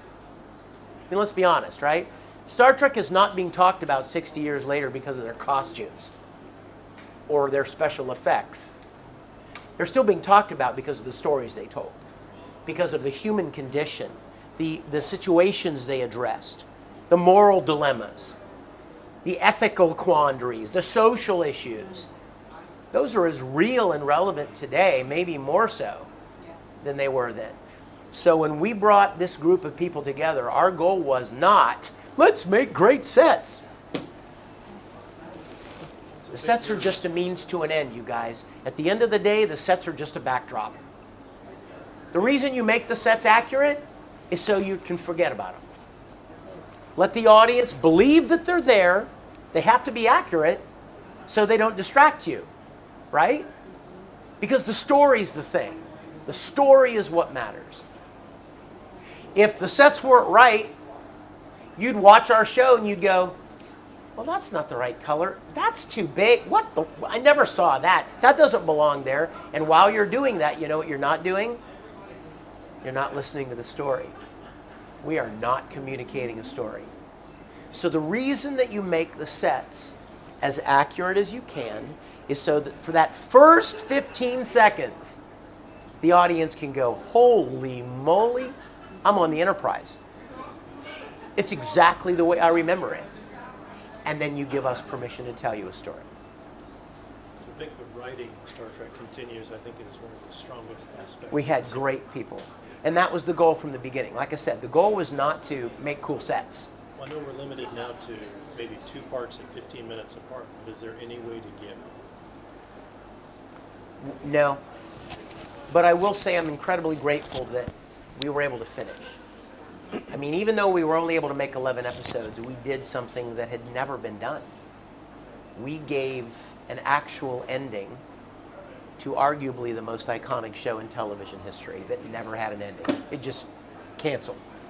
And then 10 years later, the motion picture comes out, but Kirk's an admiral now.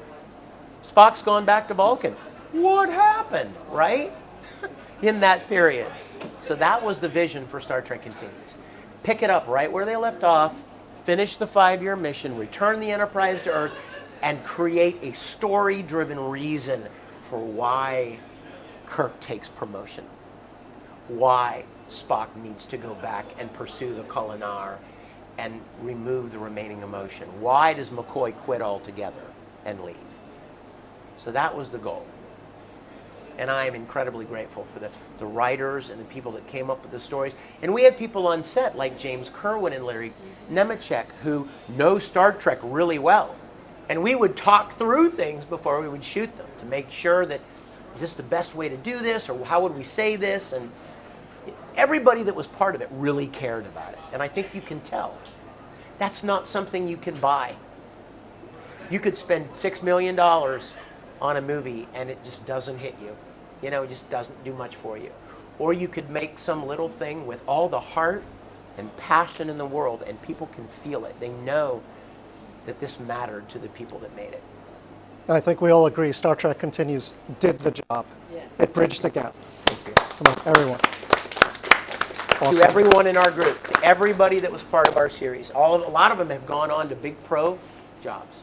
A lot of them have worked on Avengers films and are working Hollywood wardrobe and assistant directing and went on to do a lot of great things, which is something I was hoping for. Because when they first came to Star Trek Continues, they were like students. They were like wanting to learn certain crafts or perfect certain crafts that they were already doing. So I'm really proud of all of our people. Take all day to list them all. But we're going across the hall, okay? Now, I know we have a lot of people. We won't spend too much time in this room. But this is the crew quarters.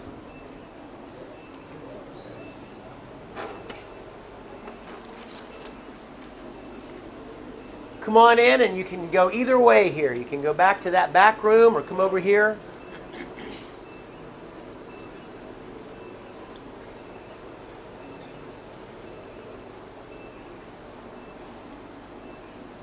By the way, I'm fully vaccinated. I sound crummy because I've been talking all day. A little bit of an allergy thing going, but you're safe. Great shirt. So you guys, this is the crew quarters. Notice that I didn't call it Kirk's quarters.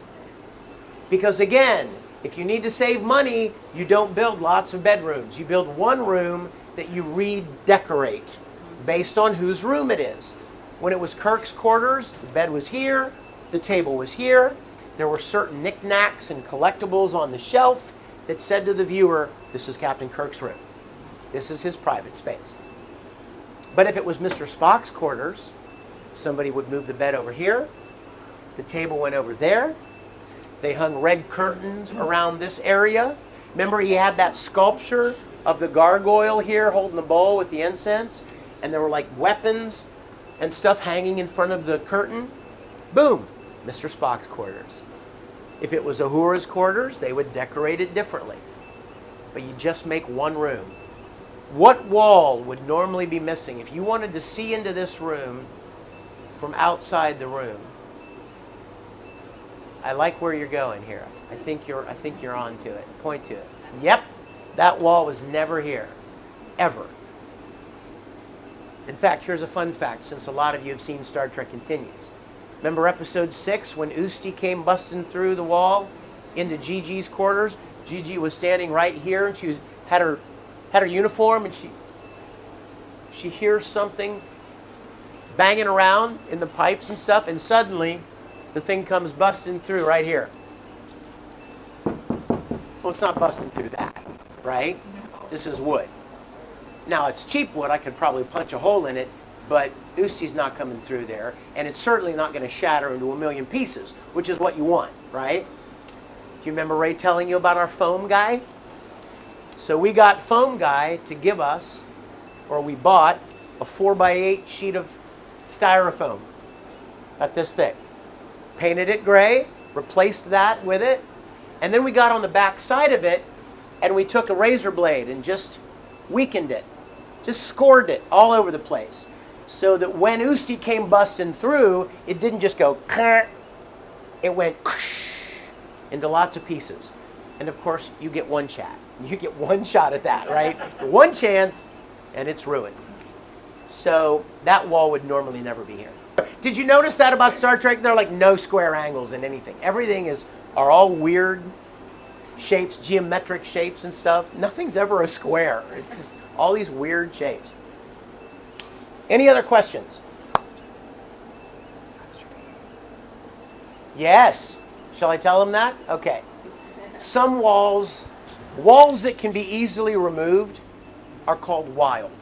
It's a film term. If this wall is wild, it means that we could get it out of here quick, nice and fast. Some walls are fixed walls. They don't go anywhere. This wall, this back wall, is a fixed wall. So, if I were the director of a Star Trek episode and I wanted to shoot a scene where Captain Kirk is sitting at his desk and he's working on the viewer here, he's looking at something on the viewer, and Spock comes in that door, well, the perfect place to shoot that would be right here, wouldn't it? Because you see Kirk in the foreground, Spock walks up in the background, perfect. The problem is, there's a wall there. Unless, of course, you cut a hole in the wall. And then the camera can shoot through that, becomes a camera port, and then you just cover it. And the same thing over here. What if you did a scene where somebody walks in that door? You can't get far enough away to see what you want to see. What if you wanted to see somebody sitting on the edge of the bed? You can't get far enough away. So you do the same thing here. Cut a hole there and there, so you can shoot back that direction if you need to. I wish I thought of it. I didn't think of it. Any questions? I'm going to tell you something. I definitely, because our Hawaii friends are joining us, I mentioned this morning, and I haven't mentioned it enough.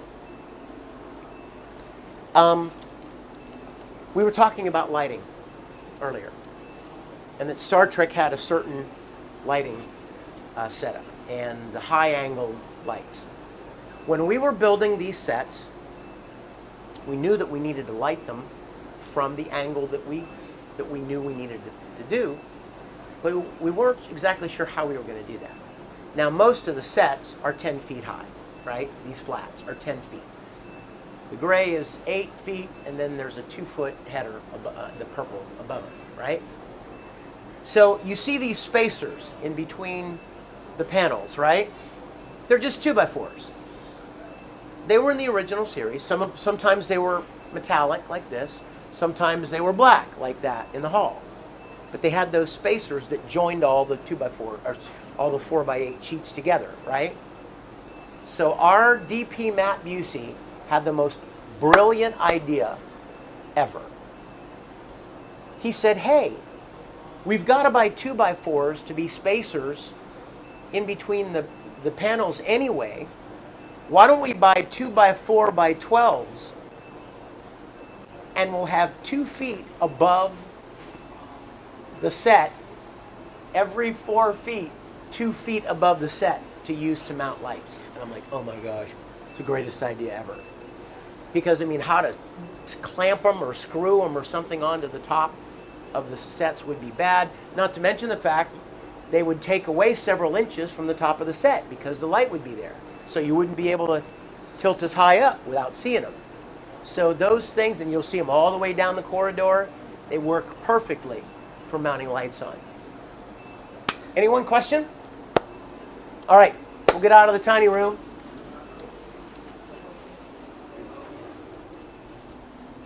Excuse me, guys. Hope our guys in Hawaii are having a good adventure. Oh, we're doing our best for them. Okay. Come on out here, guys. Fill on in here. I have to tell you a little story out here at this part of the corridor.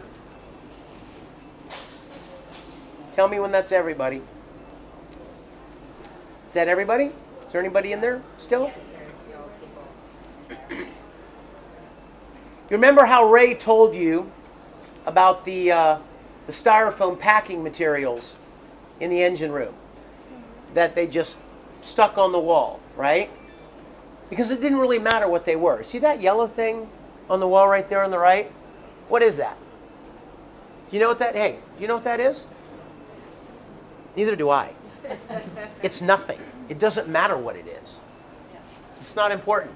It's just background. It's just to break up the gray walls. What is that red pipe over there thing? I don't know. Who cares? It's nothing. The gray thing over here, who cares? It doesn't matter. It's just background. You're not supposed to focus on those. They're just backdrops. But let's focus on one just for fun. This is one that I made.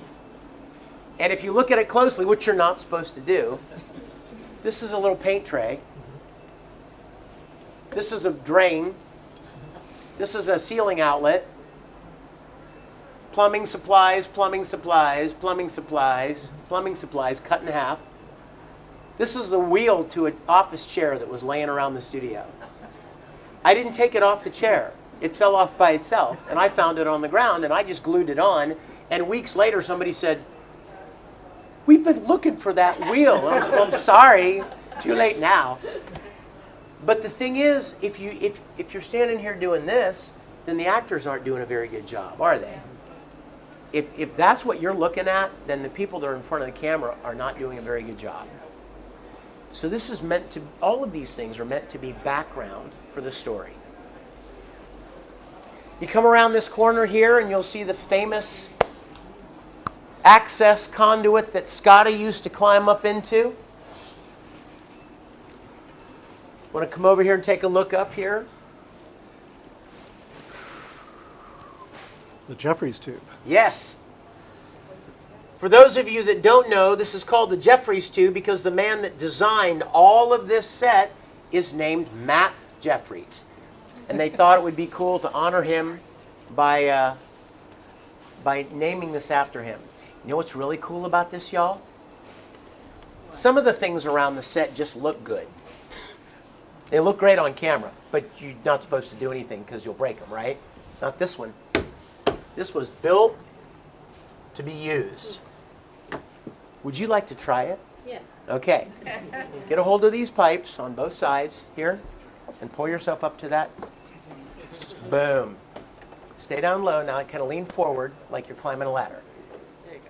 There you go. Look at that. It's doing it. Now turn around. So your mom can get a good shot. Smile, Matthew. Don't break the ship, Matthew. Pretty cool, right? How do I get out? The same way. Just turn around and kind of come right back down the ladder. Just turn around, buddy. It's easy. You got it. You got it. You're there. Now just step down to the ladder, to the step below you. You did it, man. You're doing it. Come on. Step on down. There you go. Boom. And then again. There he comes. See, you should be working on the Enterprise. What's his name? Matthew. Matthew, you're awesome. Thank you. Keep coming. Just one more step. Now, if you look around over your shoulder, you see the red pipes that you grabbed a hold of right here. Here, see this? Mm-hmm. Come on down, buddy. Gotcha. Now, you know why that was really hard? And you made it look pretty easy, actually. There would normally be a step here, so you could get right up in it. But we try to discourage people from climbing in it, so you don't have the step. Now, what's fun about the Jeffries tube is, oh my gosh, the A7-9 circuit, you know what that is? What? Nothing. Nothing. It means nothing. It could be anything. Oh, the P12. Oh, the P12 pipe. It's nothing. Oh yeah, that horrible P12. You don't want that. If you lose that, you lose the whole shit. No, it didn't matter. In fact, if you go back to engineering and you look at the panels in engineering, there are all kinds of little numbers and letters. They're all our initials. They like say stuff just as a joke because no one's ever going to see it. It's just for detail. That little extra bit of detail makes it seem real. There's only one exception, and it's that one right there. See what that says, Matthew? GNDN. You know what that means? Something. Goes nowhere, does nothing. Even the set guys thought it was funny that they could put any letters or numbers on anything and it really didn't matter much. And I think that's kind of a tradition that's been carried through films over the years. Notice again, here's the same transporter moire stuff. That's the entrance to the hangar deck where Lolani and Kenway were trying to get out to the hangar deck. And so on the other side of that door, we put a blue screen so that we could project the shuttlecraft in the background. Why didn't we use a green screen? That's pretty standard nowadays, isn't it? Green screen, you guys all know about that, right? How you can replace the green with a background. Why didn't we use green screen? Pardon? Because the girl was green. Because the Orion slave girl was green. So it couldn't do that. Good thing that Matthew was wearing a red shirt. Because if he was a science officer and was wearing a blue shirt, we'd really be in trouble because we wouldn't be able to use blue or green. Any questions? Another fun thing that people don't realize is in the original series, they were not like married to where everything was supposed to be. They were making a TV show. They weren't like nerds like me who said, oh, this doesn't belong here. No, they didn't care. Literally, if I was going to shoot a close-up of this woman, the camera sets up here and I go, ugh, that flat, ugly, gray wall behind her does nothing for me. Take this and put it over there. They just do it. It would, they just paint the picture. It's not like, oh, that wasn't there a minute ago. It doesn't matter. They didn't care about it. And by the way, they had no idea that we would be tearing every little detail apart 60 years later. You see over here is the brig. This is the brig where they would lock somebody up, like you, Matthew, if you were bad. Somebody has been in there a while, I think. The cool thing about the brig, you guys, I never really thought about this until a couple of tours ago. They tried to, the creators of Star Trek tried to come up with innovative, futuristic versions of things that are everyday things now, right? Like the doors that open automatically when you walk up, right? Or communicators. Or personal computers. So even this, if you went to jail in today's period, you'd have bars, right? You've seen jails, they have bars. Or it's a solid metal door. And there's just a little window, right, where the guard looks in to make sure you're being good and then closes the door. What's cool about this is a force field. So their concept was you don't use bars, you just have a force field, and if somebody tries to go through it, so it keeps them in. But not only is it a cool futuristic design, but notice how well it works for a television show. You don't have any bars impeding your actor. You don't have a solid metal door.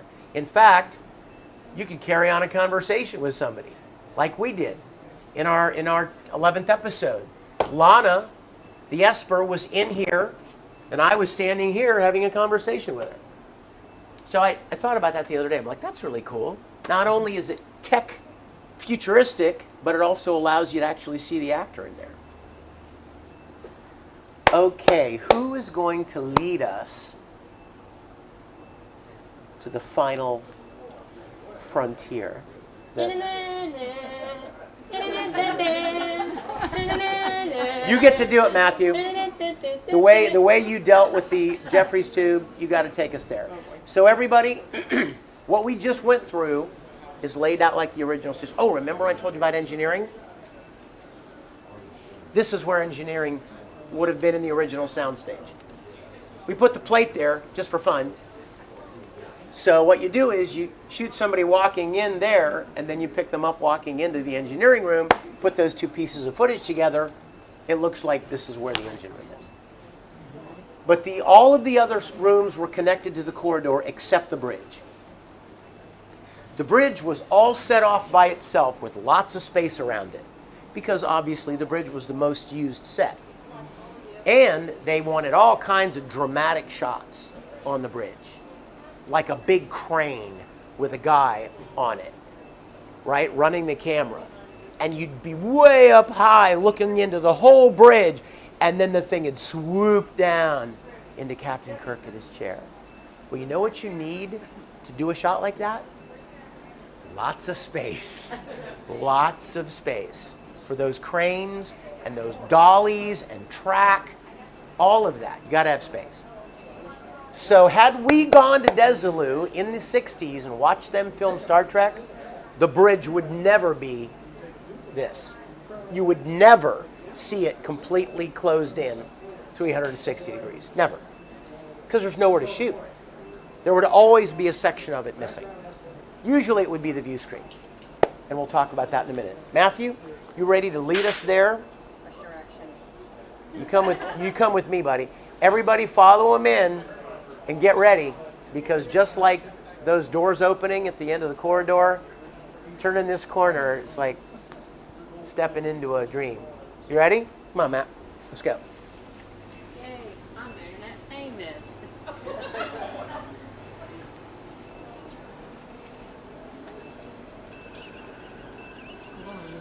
Isn't that crazy?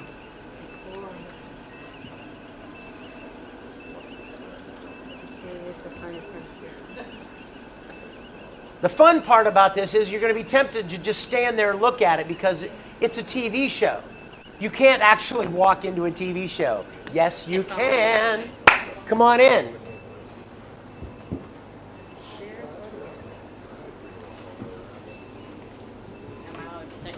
You will in just a minute.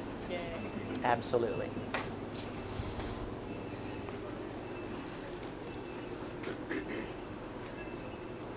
When we shot our series, there was no view screen. That was all flat space out there. So we could get those big shots. If this room were completely closed in, you could never get far enough away to see everything. And again, if you're making a museum, that's fine. But if you're shooting a TV show, you need to be able to access any different position to set your camera up. That's the point. For instance, let's say this gentleman sitting right here in the white shirt, let's say this is Mr. Spock right here. Spin around like you're working at your station, and let's say that this woman is Captain Kirk, and she comes up and stands here and talks with Spock, and they're looking at what they're doing here, right? What the heck Okay, right there. Hold it, right there. Question me, that's illogical. You guys look here like you're talking about that. Now, everybody, bear with me. Is this where I should shoot this from? No. At the best, this is profile. I still don't see their faces. The place to shoot it is here. Do you see the problem? I'm off the set. If this console were here, I couldn't get this shot. All of these pieces were in the original series were designed to be modular. Get them out of the way. The view screen would never be there. And you're like, well, yeah, I saw the view screen on a lot of the episodes. Well, You know what they would do? Again, to save money, in the original series, they would say, okay, hey guys, go roll the view screen in here. And they'd bring it in and they'd set it up, all right? And then they'd bring the camera here and they'd take a minute, lockdown, static shot of just the view screen. Then they'd move back and take another shot where you could see Sulu and Chekhov over their heads in the shot. And then they would move back further and take a shot with even Kirk sitting in his chair back here. And then they'd take all of those shots and they'd throw them in a bin somewhere. And every time they would make an episode, they'd say, hey, go grab me 3 view screen shots. Because think about it. You're trying to save money. You don't set it up every time you want to take the shot. You shoot a handful of generic shots of it, and then you just plug them in when you need to. Same way with the ship. The Enterprise was an 11-foot model. You don't set that up every week on a blue screen stage and shoot shots of it. No, you set it up once, and you spend all day shooting every conceivable angle. You take a shot of it flying by the camera. Then you take a shot of it going away from camera. Then you take a shot of it orbiting towards you, orbiting a planet. Then you take a shot of it orbiting away from the planet. Then you take a static shot from a low angle so you could fire phasers. Then you take a shot of it flying by in profile. Every conceivable shot. And then you just put them away. And every episode you pull some out. And if you watch the original series, which many of us did when we were kids, it was the same 12 shots of the Enterprise over and over. They may change the planet, but the ship shots were the same group of shots because it was not cost effective to shoot that thing every week. Same thing with the view screen.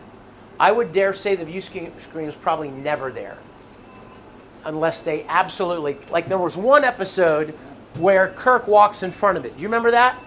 I think it was Doomsday Machine, wasn't it? There was one, the camera was down there, and the director wanted him to walk across in front of the view screen and then come around. So they had to put this section in for that shot. But in general, it wouldn't be here. So that they could have all this nice open space for the crew to work. We didn't have this at all for Star Trek Continues. We had a CGI view screen. We meant to build it. We wanted to build it. But then we got to our second episode, and Lolani needed guest quarters. So that took priority. Then we were going to build it. But then we got to our third episode, and we needed auxiliary control. So that took priority. And it just continued to be that way with every episode. We needed to build something new, so we never got around to building it. We had a nice CGI version that worked just fine, so we never built it.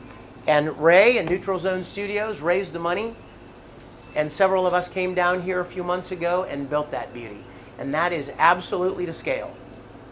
The view screen is 4 feet by 7 feet. There's only one flat panel television that would fit. If you wanted it to be accurate, if you wanted it to be the right scale, is a 100-inch television. They make them.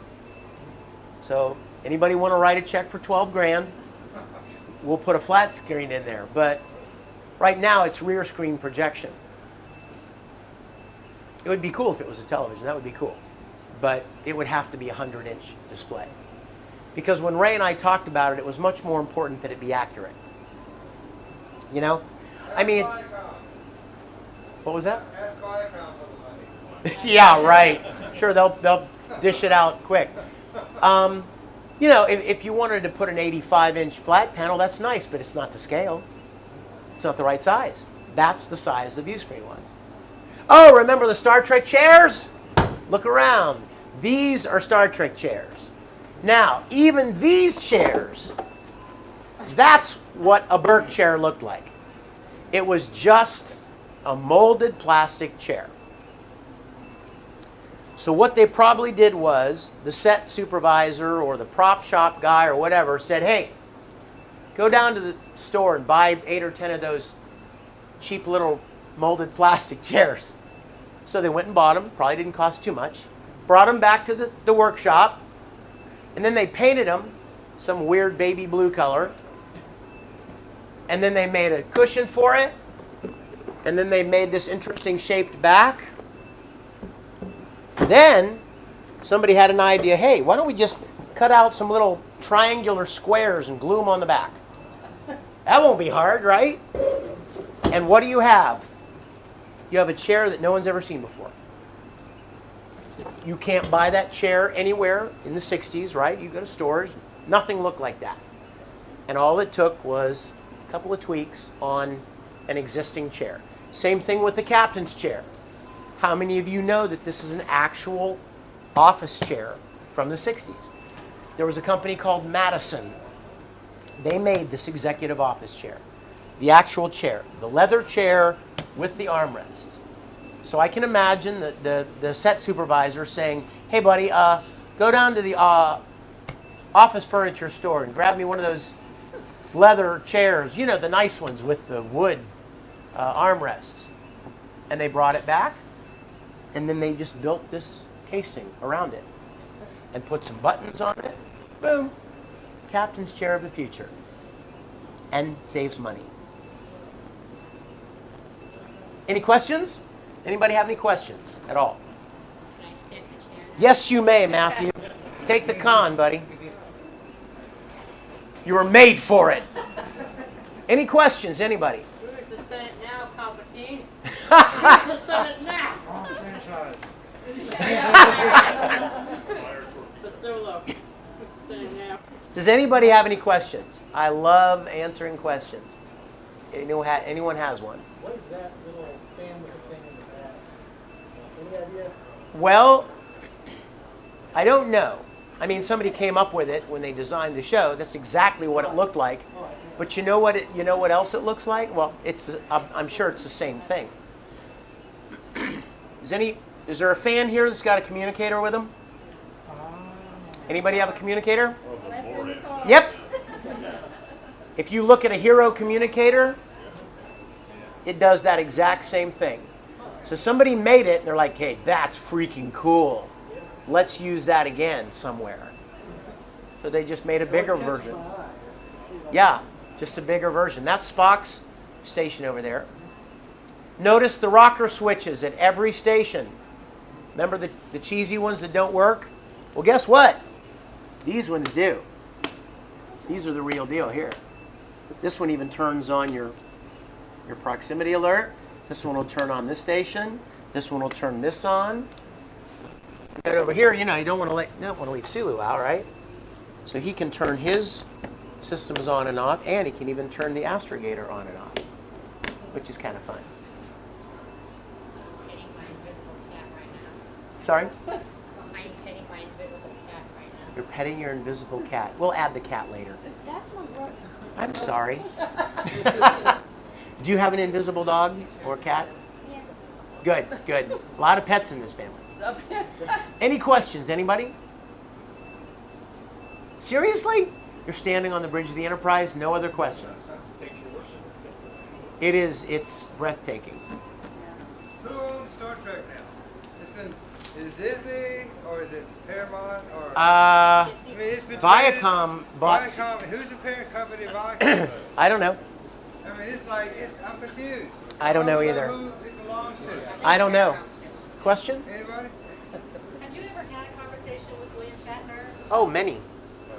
Yes, in fact, I've been. You know what? I have been blessed to spend a lot of time with him. I don't know if any of you know this, but I do a lot of voice work. I do a lot of voice work for like animated shows and video games. And I've done it for 20 years. And so I've done a lot of Comic-Cons, signing autographs for my voice acting work. Well, the guy that represents me to book me into Comic-Cons also represents Bill. So we've done several events together. I've been to his office several times in Studio City. We actually did the Middle East Film and Comic-Con together in Dubai. Wow. Flew over there, went on tours together, hung out. And you know what? For the first 3 or 4 years, I never even spoke the words Star Trek to him. Because, he's gotten that for 45 years. And I just kind of wanted to be, oh, I'm the actor that's 2 tables down from you. You know, I'm just another person in the industry. And it wasn't until Dubai, actually, that we were well into our series. And people were talking about our series at the show. And Bill's wife asked me, what is this Star Trek thing that people are talking about? And I was like, is it animated, Vic? And I'm like, no, it's live action. And I showed her some pictures.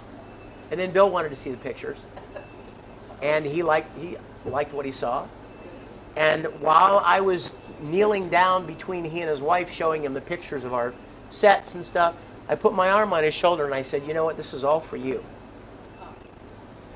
I said, all of this was to say thank you to you and the other people that made that show, because when I was Matthew's age, there was nothing in the world that mattered but Star Trek. And all of the things that I do professionally today, I tried for the first time because of Star Trek. I went to school and auditioned for plays at school because I wanted to do what Nimoy and Shatner were doing. I started building sets out in the backwoods behind our apartment building. I got my mom to teach me to use a sewing machine so I could make uniforms. Like, I was obsessed. And, you know, to have been able to now, 4 decades later, you know, bring a bunch of wonderful people together and fulfill a childhood dream and also create something that people have enjoyed is a most incredible privilege. I hope that maybe one day, you know, when we're all long gone, Star Trek Continues will be a part of, you know, of the experience of watching Star Trek. You know, it will become so ingrained in that lore that it'll be, oh, you watch the original series, then you watch Star Trek Continues, then you go into the movies. That would be a great privilege. Any other questions? What is your most prized Star Trek book, model? Oh my goodness, I don't even know. I don't know. Just one. I have a room. I have a room in my. Oh, by the way, that is not my cap. I stole my captain's chair. When we finished, is Ray in here? Good, he's not. When Ray took over the studio, I said, okay, it's all yours, but I'm taking my chair home. So my captain's chair, which was an actual Madison chair, and all the buttons worked, and it was electronically wired so that lights would come on and stuff. That's on display. I have a room in my home that I have a lot of my collectibles. One of a kind pieces that we made for our series, things that were in Kirk's quarters that we had made for the show, that were replicas of what was in his quarters. I don't know that I could ever pick any one thing. I found communicators from 40 years ago, you know, that I had that were the closest thing you could come to. You remember, you guys around my age, you couldn't find anything that even remotely looked like the real deal. They had these ugly, stupid, light blue walkie-talkies. Like, they were communicators. No, first of all, the communicator's black. Yeah, and it doesn't have an antenna, and it was twice the size of a communicator. And I thought, if you're going to mold the casing out of light blue, why don't you just mold it out of black? Like, how hard is that? Like, just a little bit of effort, you know? And then you guys remember the exploration kit? It was a phaser, communicator, and tricorder. And the communicator's half size. It was this tiny little thing. So it was a while before any really decent replicas came out. Yes? Kind of geeky, but what caused you to skip over the animated series and continue saying it's 2 years? I don't remember much about the animated series. I know I watched some of it because it was the original actors voicing their roles, but it didn't really grab me like the live action did. So yeah, it wasn't a conscious thing. It was just like, oh, well, most people don't remember much about the animated series. I sure didn't remember much about it. So we just picked up the live action series as if it hadn't been canceled. Any questions? Any other questions? When was the last time you saw the alternate Star Trek world up there in New York? Oh, it's been quite a while. Really? Quite a while. I'd like to get up there and see it. Yeah, me too.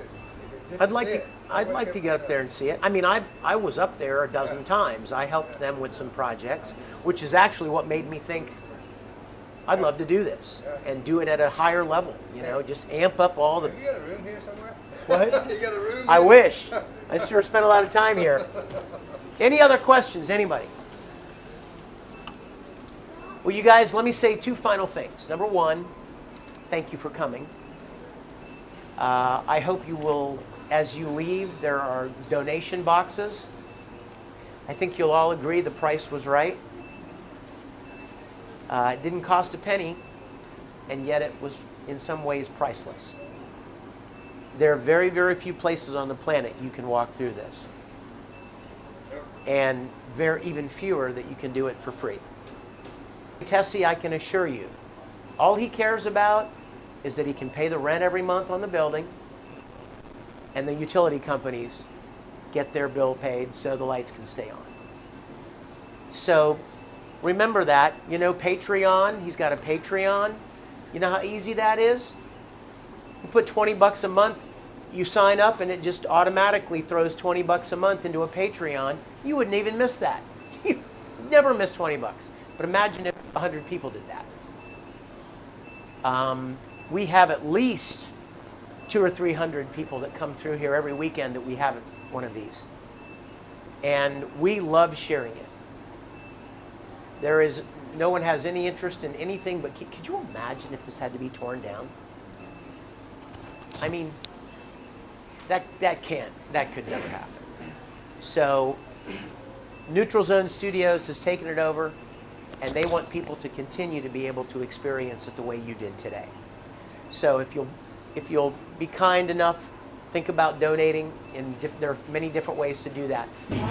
Well, I hope you enjoyed this walkthrough. Unfortunately, we did not find our son, Spock. No, but he did leave this behind for us to caretake in his absence. The most curious pet is what he called it. Yes, it is rather soothing. I seem to enjoy it. It does have some human characteristics. Well, that would make it unappealing if I were to express any of it. But I must be logical. Logic. Wife. Husband. Live long and prosper. Live long and aloha.